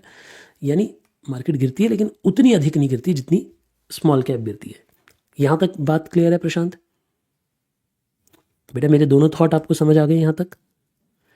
अब बात करते हैं मल्टी कैप और फ्लेक्सी कैप की। देखो मल्टी कैप में क्या होता है, मल्टी कैप में क्या होता है कि हमने पैसा दिया म्यूचुअल फंड हाउस को और हमने उसे कहा कि बेटा हमारा पैसा, म्यूचुअल फंड मैनेजर को हमारा ऑर्डर है कि मल्टीपल कैप में लगाना। मल्टीपल कैप मतलब होता है कि कुछ पैसा लार्ज कैप में भी लगेगा, कुछ पैसा मिड कैप में भी लगेगा और कुछ पैसा स्मॉल कैप में भी लगेगा। जैसे मानो कि हमने परसेंटेज दे रखी है कि 60% इधर लगेगा, 30% इधर लगेगा, 10% इधर लगेगा, या फिर कुछ भी वेरिएबल हो सकता है। मतलब वो डिपेंड करेगा हमारे, वो एक एजेंट हमने, और उनको मान लो इसे 50 दे दिया या इसे 65 दे दिया, इसे 15 दे दिया, इसे 20 दे दिया, ऐसे कुछ दे दिया। ठीक है। अब इस मल्टी कैप अरेंजमेंट में क्या होगा? देखो लार्ज कैप धीरे भागते हैं तो ये थोड़े से बढ़ेंगे, मिड कैप थोड़े ज़्यादा बढ़ेंगे, स्मॉल कैप और ज़्यादा बढ़ेंगे। बट स्मॉल कैप में पैसे ही कम लगा हुआ है, मिड कैप में पैसे ही कम लगा हुआ है, लार्ज कैप में ज़्यादा लगा हुआ है। ये मल्टी कैप होती है। मल्टी कैप का मतलब क्या है? मैंने आपको ऑर्डर दिया, आप मेरे म्यूचुअल फंड मैनेजर हो, मैंने आपको ऑर्डर दे रखा है कि मेरा पैसा तीनों में लगना चाहिए, लार्ज कैप में भी, स्मॉल मिड कैप में भी, स्मॉल कैप में भी, बड़ी 100 कंपनियों में भी, अगली 150 कंपनियों में भी, और उससे नीचे वाली 250 कंपनियों में भी। लेकिन फ्लेक्सी कैप मुझे बहुत पसंद है, मुझे पर्सनली फ्लेक्सी कैप पसंद है, और आज आपको समझ भी आ जाएगा कि क्यों मुझे फ्लेक्सी कैप पसंद है। फ्लेक्सी कैप में हमने पैसा दिया म्यूचुअल फंड हाउस को, और हमने म्यूचुअल फंड का बेटा जा, ये रहा लार्ज, ये रहा मिड कैप और ये रहा स्मॉल कैप, खेल ले अपने आप से। तू फ्लेक्सी है, फ्लेक्सी मतलब फ्लेक्सिबिलिटी है तेरे पास, जैसे मर्जी पैसा लगा तीनों फंड्स में से, मतलब तीनों कैप में से जहां मर्जी पैसा लगा। तो पता है क्या होगा? मुझे ऐसा लगता है, मैं गलत भी हो सकता हूँ, ये मेरा व्यू है, मेरा व्यू गलत भी हो सकता है, मैं तो एक इंसान हूँ, मैं सिर्फ आपको एजुकेट करने की कोशिश कर रहा हूँ कि किताबें क्या कहती हैं। फ्लेक्सी कैप में जब हम इसे फ्रीडम दे देते हैं म्यूचुअल फंड मैनेजर को, तो जब तेज़ी चल रही होती है, तेज़ी मतलब समझते हो क्या हो रहा है? जब इकॉनमी मतलब तेज़ी में भाग रही है, जब इन्फ्लेशन आ रही है, जब बुल रन आ रही है, तो ज़्यादा पैसा स्मॉल कैप में लगाओ, तो ज़्यादा से ज़्यादा पैसा स्मॉल कैप में लगाओ। क्यों? क्योंकि स्मॉल कैप ज़्यादा रिटर्न देगा। जब बुल रन चल रही है तो ज़्यादा से ज़्यादा पैसा स्मॉल कैप में लगाओ, हो सके तो 70% पैसा, 60% पैसा, 70% पैसा स्मॉल कैप में लगाओ। क्यों पूजा? ज़्यादा से ज़्यादा पैसा स्मॉल कैप में इसलिए लगाते हैं क्योंकि स्मॉल कैप तेज़ी से भाग रही होगी ऊपर, इनमें पैसा कम लगाओ, इनमें पैसा धीरे बढ़ रहा होगा तो इनमें कम लगाओ, ज़्यादा से ज़्यादा पैसा स्मॉल कैप में लगाओ। लेकिन जैसे ही मार्केट बियर रन पे आएगी, जैसी मार्केट पलटेगी, जैसी मार्केट गिरने लगेगी। तो कम से कम पैसा स्मॉल कैप में लगाओ और ज़्यादा से ज़्यादा पैसा यहाँ लगाओ। मतलब बेसिकली डिफरेंस ये है इस बात का कि भैया यहाँ पे हमने उसे फ्लेक्सिबिलिटी नहीं दी हुई, उसे बोला हुआ है तीनों में पैसा लगाना है, मल्टी में पैसा लगाना है। फ्लेक्सी में हमने उसे फ्लेक्सिबिलिटी दे दी हो कि तेरी इच्छा, खेल ले अपने आप। ऑब्वियस सी बात है ये ज़्यादा सही है। क्यों? क्योंकि ये बंदे का काम, मैंने आपको आज चैप्टर की स्टार्टिंग ही किससे करी थी, किस थॉट के साथ करी थी, क्या थॉट दिया था मैंने कि क्या मैं बेटर मैनेज कर सकता हूँ मार्केट को, क्या मैं मार्केट के साथ पल पल रेगुलेट कर रहा हूँ मार्केट को, या मैं तो पूरे दिन क्लास लेता रहता हूँ। कभी कभी ऐसा भी होता है, कभी कभी सच में ऐसा होता है कि सुबह 9 बजे मैं निकला हूँ किसी काम के लिए या क्लासेस के लिए, और मैं रात को बैठ के भी 12 बजे कभी फ्री हो पाता हूँ। मैं तो तब देखूंगा मार्केट का क्या हुआ आज। मेरे को पूरे दिन मार्केट का पता भी नहीं होता, कितनी बारी ऐसा भी हो जाता है। देर आर डेज जहाँ मैं पूरे दिन मतलब ओपन ही नहीं कर पाता मार्केट, अपना पोर्टफोलियो नहीं देख पाता, किसी चीज़ को नहीं देख पाता। तो क्या मैं am I in a better position to decide कि स्मॉल कैप में लगाना है, या ये बंदा जो पूरे दिन मार्केट खोल के बैठा रहता होगा, पूरे दिन मार्केट की चिंता करता रहता होगा, पूरे दिन न्यूज़ देखता रहता होगा, पूरे दिन कंपनियों को स्टडी करता रहता होगा, ये और इसकी टीम ये बेटर डिसीजन ले सकते हैं मेरे बिहाफ पे? I think they can take a better decision on my behalf. तो मुझे लगता है flexi cap is a better way of earning more. अब मैं ये सिर्फ अपना थॉट बोल रहा हूँ, मेरे पास इसका कोई तथ्य नहीं है, इसका कोई प्रूफ नहीं है, बट मुझे ऐसा लगता है flexi cap perform better than multi cap, क्योंकि इसमें आपने पैसा बांट दिया कि इतने इतने परसेंट ही लार्ज कैप में लगना है, इतने परसेंट ही स्मॉल कैप में लगना है। तो जब तेजी थी तब आपने स्मॉल कैप से ज़्यादा पैसा नहीं कमाया, और जब गिरावट होगी तब भी आप स्मॉल कैप से ज़्यादा पैसा गिराओगे नहीं। लेकिन यहाँ पे क्या हुआ, यहाँ पे आपने अपना पैसा फ्लेक्सिबिलिटी के साथ दे दिया, बोला बेटा देख जब तेजी होगी तो अपनी मर्जी से स्मॉल कैप में ज़्यादा लगा लियो, और जब गिरावट होगी तो उस पैसे को जल्दी से लार्ज कैप में ले जाइयो। तो हमारा पैसा स्टेबलाइज होता है, बेटर रिटर्न देता है ओवरऑल। देखो क्योंकि स्टॉक मार्केट ना जूम करके ऊपर नहीं जाती, स्टॉक मार्केट ऊपर भी जाएगी नीचे भी जाएगी, ऊपर भी जाएगी नीचे भी जाएगी। और हमें क्या चाहिए, हमें कोई ऐसा बंदा चाहिए जो जब तेजी में हो तो स्मॉल से ज़्यादा कमाए, स्मॉल कैप से, और जब गिरावट पे हो तो लार्ज कैप से में आ जाए, अपनी इन्वेस्टमेंट लार्ज कैप में शिफ्ट कर दे ताकि कम गिरावट फील हो।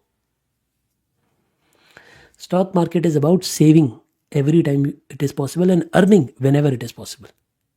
देखो मैं दो बातें बोल रहा हूँ, जब कमाई है तो ज़्यादा से ज़्यादा हो, और जब गिरावट है तो कम से कम हो, वो बंदा कमाएगा लॉन्ग रन में।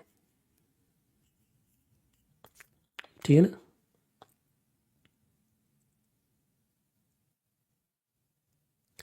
एक बच्चा कह रहा है कि मैंने ना रिटर्न्स चेक करी थी और फिर उसके बाद मैंने लार्ज कैप में नहीं लगाया था, फ्लेक्सी कैप में।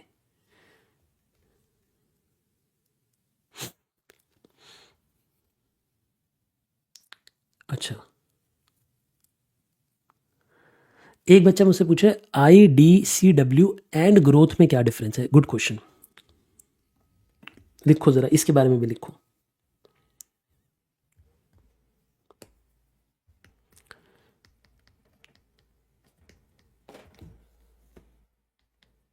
देखो IDCW में क्या होगा, इसे हम बोलते हैं कि इनकम डिस्ट्रीब्यूशन कम कैपिटल विड्रॉल्स।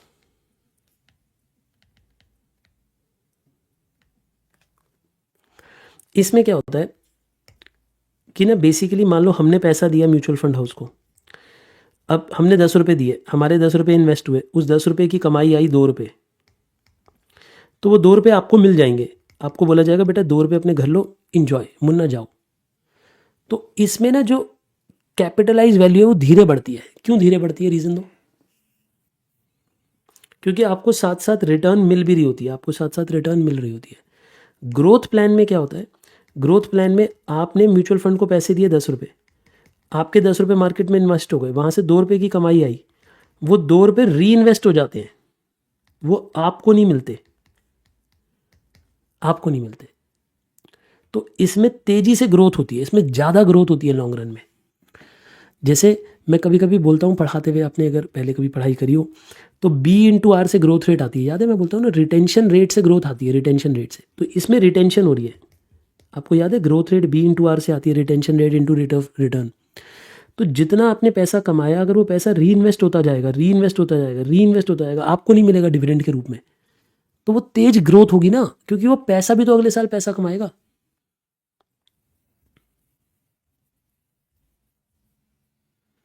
कितने बच्चों को समझ आ गई?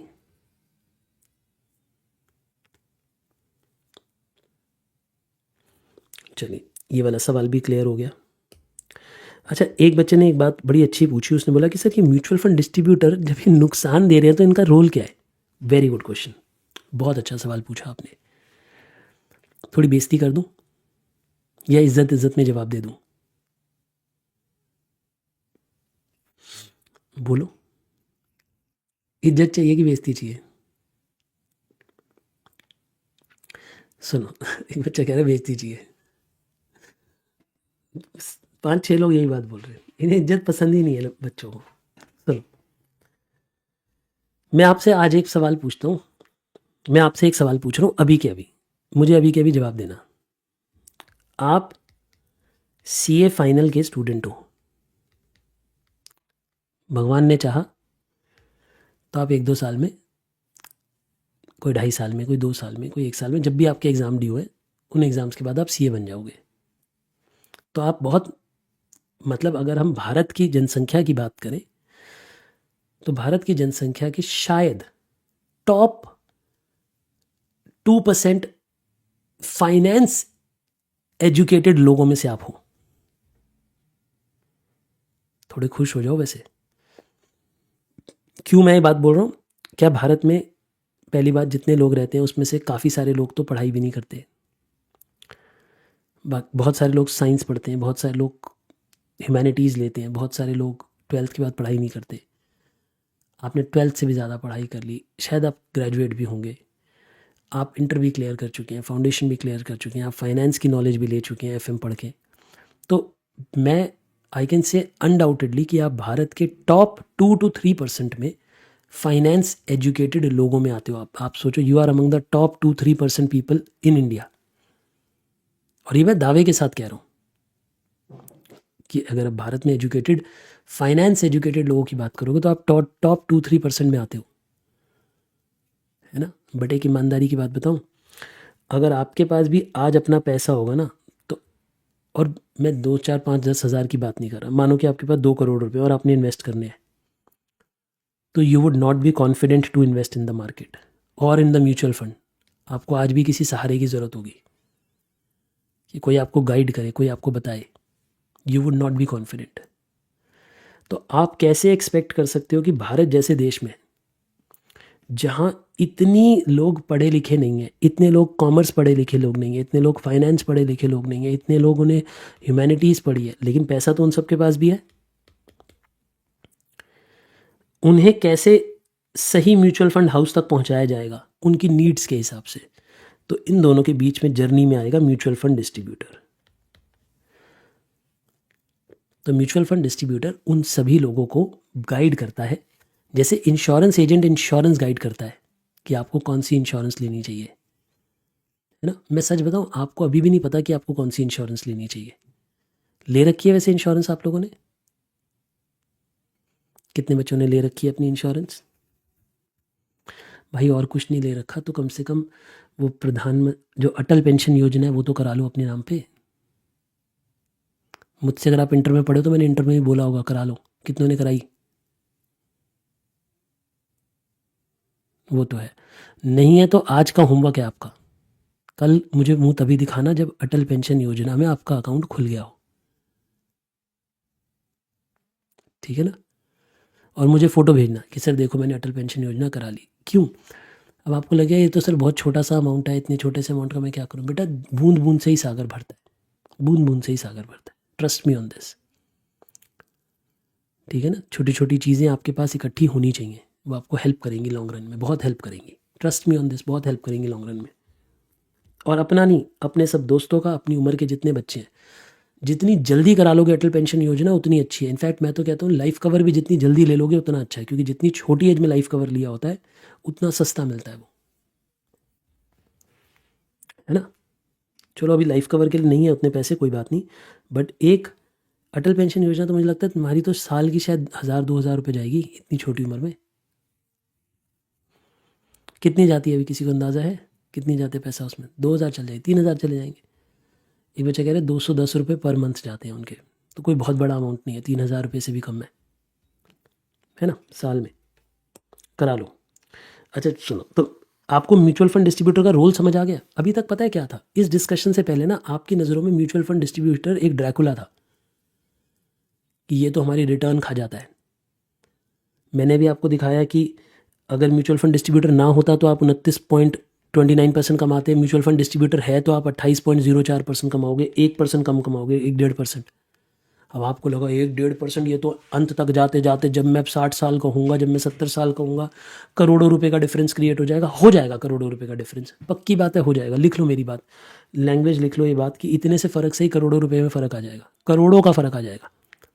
लेकिन एक बात बताऊँ, अगर आपको एक अच्छा म्यूचुअल फंड डिस्ट्रीब्यूटर मिल गया और नहीं मिला, सोचो बिना म्यूचुअल फंड डिस्ट्रीब्यूटर के शायद आप अपना फंड ऐसे इन्वेस्ट करते जो कमाता ही 15%, 17%, उससे ऊपर आप कमा ही ना पाते। आप म्यूचुअल फंड ही सिलेक्ट ना कर पाते जहाँ पैसा डालना है। और अगर एक अच्छा म्यूचुअल फंड डिस्ट्रीब्यूटर मिल गया, उसने अपनी कमीशन लेने के बाद भी आपको 28% कमा के दे दिए, तो आपको ये सोचना चाहिए कि उसने मुझे 11% एक्स्ट्रा कमा के दिया, ना कि ये सोचना चाहिए कि उसने मुझे 1-1.5% कम कमा के दिया।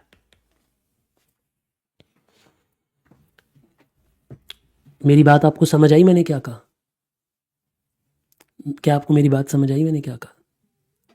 फ्यूचर कैसा देखता हूँ मैं इस एजेंसी का? मैं देखता हूँ mutual fund distributor will play a very important role. They will become a fund of funds kind of a person.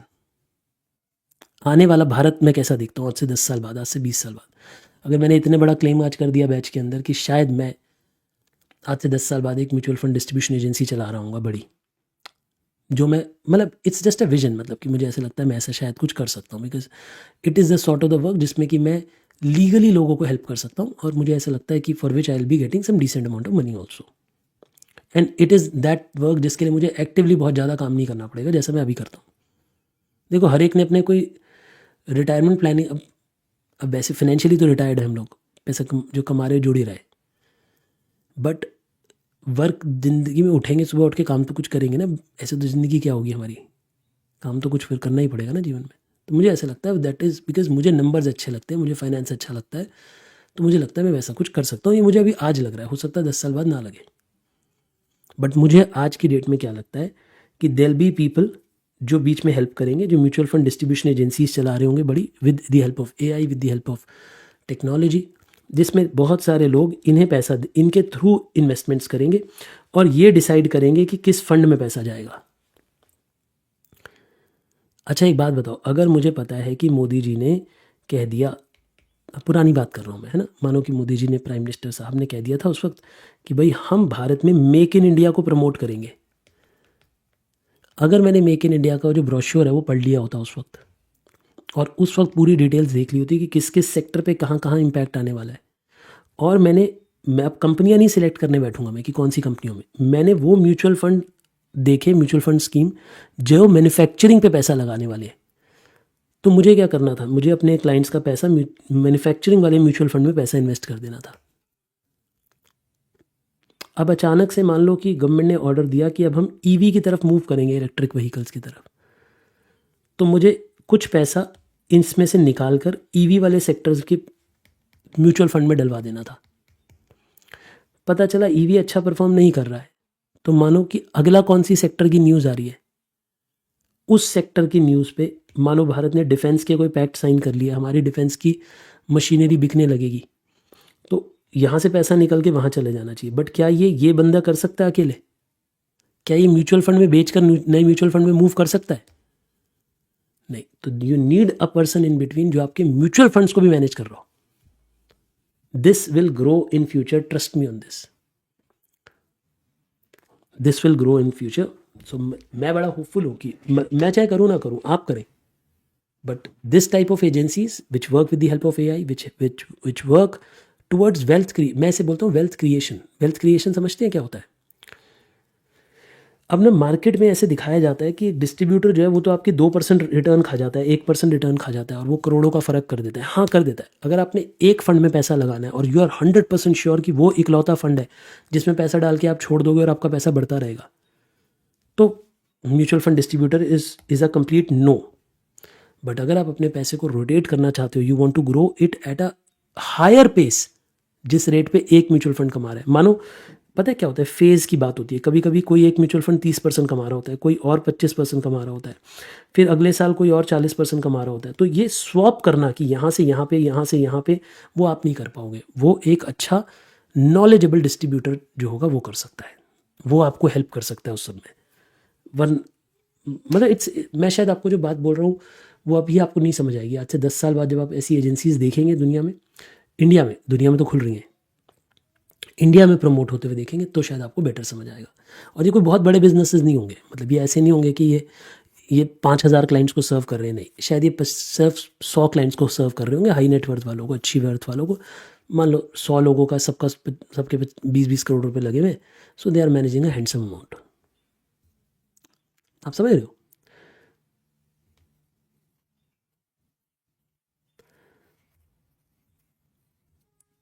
हाँ, फंड ऑफ फंड्स की तरह ही काम होगा ये बेसिकली। और बताइए बेटा, और कोई सवाल आपके मन में? मंथली एसआईपी को वेरियस फंड में लगाना चाहिए या एक दो चूज़ करके? Good question. एक बच्चे ने कहा कि सर मेरी मंथली एसआईपी है, तो मैं उसे कैसे, मतलब एक ही फंड में लगाऊं? देखो, वो आपके कन्विक्शन पे डिपेंड करता है कि आपको अगर एक फंड पे इतना फेथ है कि अच्छा परफॉर्म कर रहा है तो उस पर लगाओ, और आपको लगता है कि नहीं शायद मुझे मल्टीपल में जाना चाहिए, तो आप 2-3 फंड सिलेक्ट कर लो, सब में छोटी छोटी एसआईपी करा दो। मतलब मान लो आपकी एसआईपी 30,000 रुपये महीने की है, तो 10-10 हज़ार की 3 जगह करा दो, वो आपके कन्विक्शन पे है। और अगर आपको सिलेक्ट करना नहीं आता तो ये काम म्यूचुअल फंड डिस्ट्रीब्यूटर्स करते हैं कि वो आप, अच्छा म्यूचुअल फंड डिस्ट्रीब्यूटर लेकिन कभी कभी फर्जी भी होते हैं। फर्जी मतलब उन्हें कुछ नहीं आता, उन्हें सिर्फ अपनी कमीशन चाहिए। ऐसा म्यूचुअल फंड डिस्ट्रीब्यूटर से हाथ जोड़ के दूर रहो, जो आपको प्रूव ही नहीं कर पा रहा, समझा ही नहीं पा रहा, जिसके माइंड में एक प्लान ही नहीं है आपके पैसे को लेके। ऐसे म्यूचुअल फंड डिस्ट्रीब्यूटर का क्या फ़ायदा? जैसे मैंने आपको एक एग्जाम्पल दिया था, वो कोटक वाला, याद है? अभी उस एग्जाम्पल पे देखो, कोटक के बैंक से आप कोटक का ईटीएफ, मतलब मान लो म्यूचुअल फंड खरीद रहे हो, तो जो कोटक का बैंक आपको रेगुलर प्लान दे रहा है, तो ये म्यूचुअल फंड डिस्ट्रीब्यूटर हुआ ना एक तरीके से आपके लिए। क्यों हुआ? कितने बच्चों को समझ आया कि ये इस वक्त एक म्यूचुअल फंड डिस्ट्रीब्यूटर की तरह एक्ट कर रहा है? इस केस में बैंक एक म्यूचुअल फंड डिस्ट्रीब्यूटर की तरह एक्ट कर रहा है कि नहीं कर रहा? तो क्या, लेकिन इस म्यूचुअल फंड डिस्ट्रीब्यूटर ने आपको कोई गाइडेंस दी, बताया कि कैसे इन्वेस्ट करना है? नहीं, बस आपने जो फंड सिलेक्ट किया। तो ऐसे म्यूचुअल फंड डिस्ट्रीब्यूटर से बचो। He should be somebody who's guiding you, then there is value of paying 1% 2% commission. वरना फिर क्या है? सिर्फ एक एजेंट बीच में इस काम के लिए थोड़ा चाहिए कि हमने वेबसाइट गलत सिलेक्ट कर ली। क्या मेरी बातें आपको क्लियर हो गई? मैंने क्या कहा? और कुछ पूछना चाहते हैं आप, या चलें आज के लिए हम इतना ही? Depends on investment amount. ठीक है रतिकान, ठीक कह रहे हो आप। कुछ पूछना है तो पूछ लो, और 2 मिनट बैठा हूं मैं आपके पास।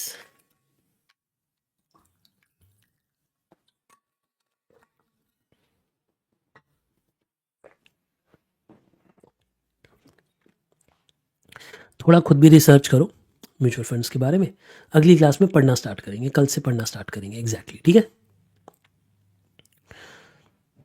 इंसेप्शन डेट क्या होता है बेटा? इंसेप्शन डेट उसे डेट को बोलते हैं जिस दिन म्यूचुअल फंड पहली बार ऑफर निकालता है ना, इनिशियल फंड ऑफर निकालता है। जब जैसे कंपनी अपना आईपीओ निकालती है ना, पहली बार जब शेयर बेचती है, वैसे ही फंड जब पहली बार बिका होता है 10 रुपये के रेट पे, तो उसे आईएफओ बोलते हैं, इनिशियल फंड ऑफर बोलते हैं। वही इंसेप्शन डेट होती है, मतलब जिस दिन म्यूचुअल फंड का जन्म हुआ, ऐसे मान लो। ठीक है? म्यूचुअल फंड कंपनी का नहीं, उस स्कीम का जन्म हुआ, मतलब ऐसे मान लो आप। ठीक है?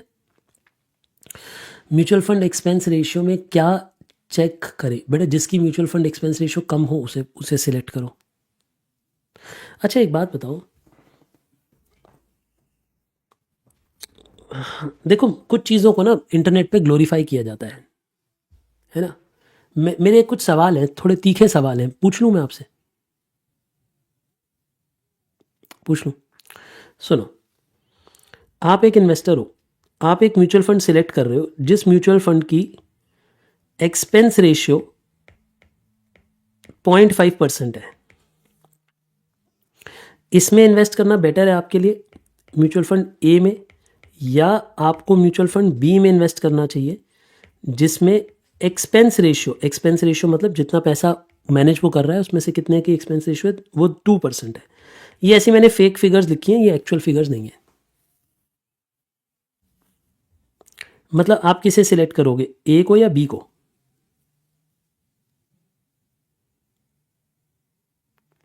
सब बच्चों ने कहा ए को सिलेक्ट करेंगे। एक बच्चे ने थोड़ा अभी मुझे लग रहा है ज़्यादा सेट हो रखा हो बच्चा, 2% कह रहा है।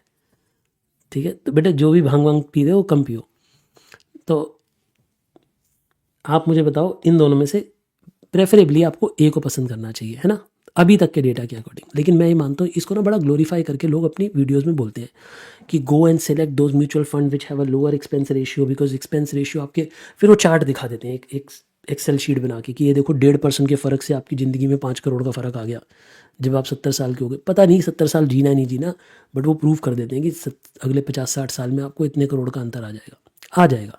आई एग्री, बट सिर्फ एक्सपेंस रेशियो देखकर आप फंड नहीं ले सकते बेटा। आपको ये देखना पड़ेगा वो कमा कितना रहा है। पता चला ये कमा रहा है 13%, ये कमा के दे रहा है 28%, फिर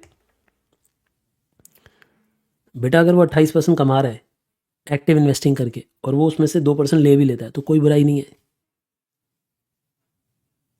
इतना बढ़िया कमा के भी तो दे रहा है। अगर ये कमाई 13% रहा है तो ऑब्वियसली ज़्यादा उसमें ज़्यादा परसेंट लेगा, फिर भी इसकी नेट रिटर्न कम है, इसकी नेट रिटर्न ज़्यादा है। तो आपको नेट रिटर्न्स भी देखनी चाहिए, सिर्फ और सिर्फ अर्निंग नहीं देखनी चाहिए, सिर्फ और सिर्फ एक्सपेंस नहीं देखना चाहिए।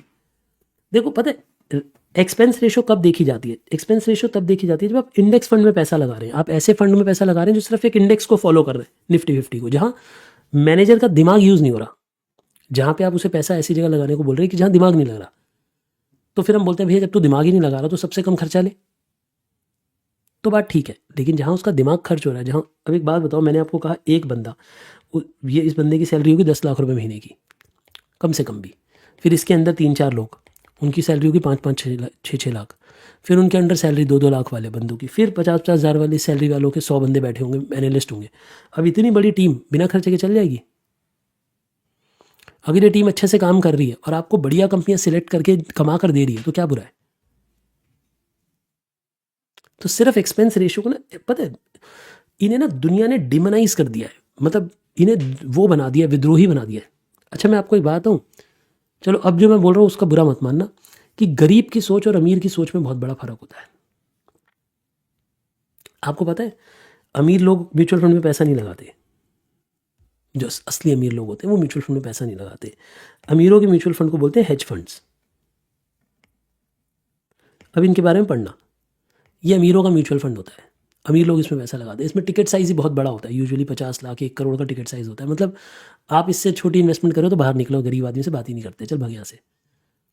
आप समझ रहे हो? ऐसे हेज फंड्स हैं दुनिया में जिनमें 8 करोड़ 10 करोड़ रुपए का टिकट साइज़ है, यानी पहला टिकट साइज़, पहली इन्वेस्टमेंट 10 करोड़ से कम कर रहे हो तो बाहर निकल जाओ, या मत आओ। मतलब मुफ्ती बंदे से बात ही नहीं करनी चाहते वो, उन्हें कोई मतलब नहीं है, वो कोई इज्जत नहीं देते इन्वेस्टर को। पैसा लाओ, जितनी पैसा लाओगे उतनी इन्वेस्टर की इज्जत। अब यहाँ पे बड़े लोग पैसा लगाते हैं, मानो कोई 100 करोड़ लगा रहा है, कोई 50 करोड़ लगा रहा है। अब यहाँ जो फंड मैनेजर होता है ना, जो हेज फंड मैनेजर होता है, एक अच्छी बात बताऊँ, इसके लिए देर आर नो रूल्स। ये पहले ही लिखवा लेता है there are no rules, my game my rules, पैसा दे कमा के दूंगा। और वो भी कोई ऐसी गारंटी नहीं कि कमा के दूंगा, डूब भी जाते हैं, बट इनके ऊपर कोई रूल नहीं होता, कोई नियम नहीं होता। और इनकी रेशियोज पता है एक्सपेंसेस की कैसे होती हैं? जैसे बोलेगा 2% तो मैं लूँगा मैनेजमेंट फीस, और कभी कभी ऐसे बोल देता है 20% लूँगा ग्रोथ पे फीस। मतलब जितना कमाऊंगा उसका 20% रखूँगा, फिर बचा हुआ दूंगा। अभी अमीर की सोच देखो, फिर भी दे देते हैं, क्यों? क्योंकि वो कमा कर ऐसा देता है, वो एक एक साल में पैसा डबल कर देते हैं। इनके ऊपर कोई रूल नहीं होता, ये गिरती हुई कंपनी को, एकदम बर्बाद कंपनी को खरीद लेते हैं, उसे ऊपर करवा देते हैं।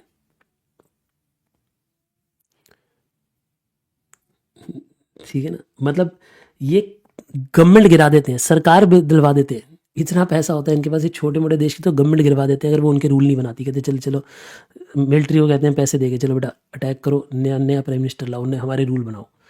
ये इतने पावरफुल लोग होते हैं, मतलब ये पता है जो हेज फंड मैनेजर होते हैं, ये वो बंदे होते हैं जो एक एक बंदा एक साल में, कभी कभी ऐसा भी होता है कि 500 करोड़ रुपए कमा रहा है एक बंदा। आप समझ रहे हो, ये इतने बड़े बंदे होते हैं कभी कभी, मतलब ये ऐसे लोग हैं जिनकी वर्थ बिलियंस ऑफ डॉलर्स में होती है, बिलियंस ऑफ डॉलर्स।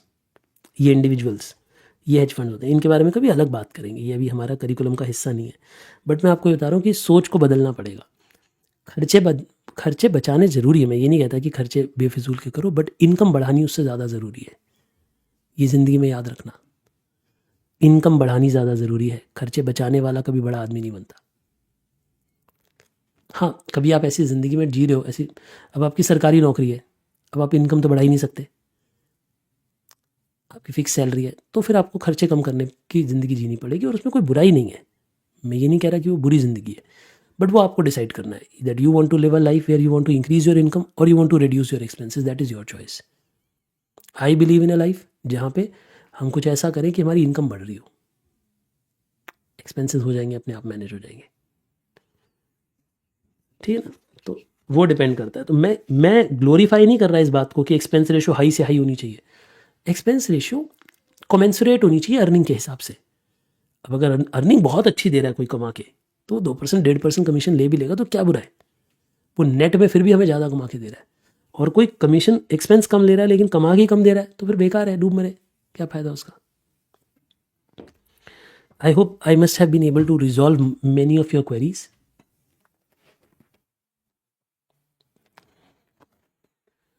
चलिए, I hope I answered to almost everybody's query today. कल मिलते हैं, कल हम नया चैप्टर पढ़ लेंगे।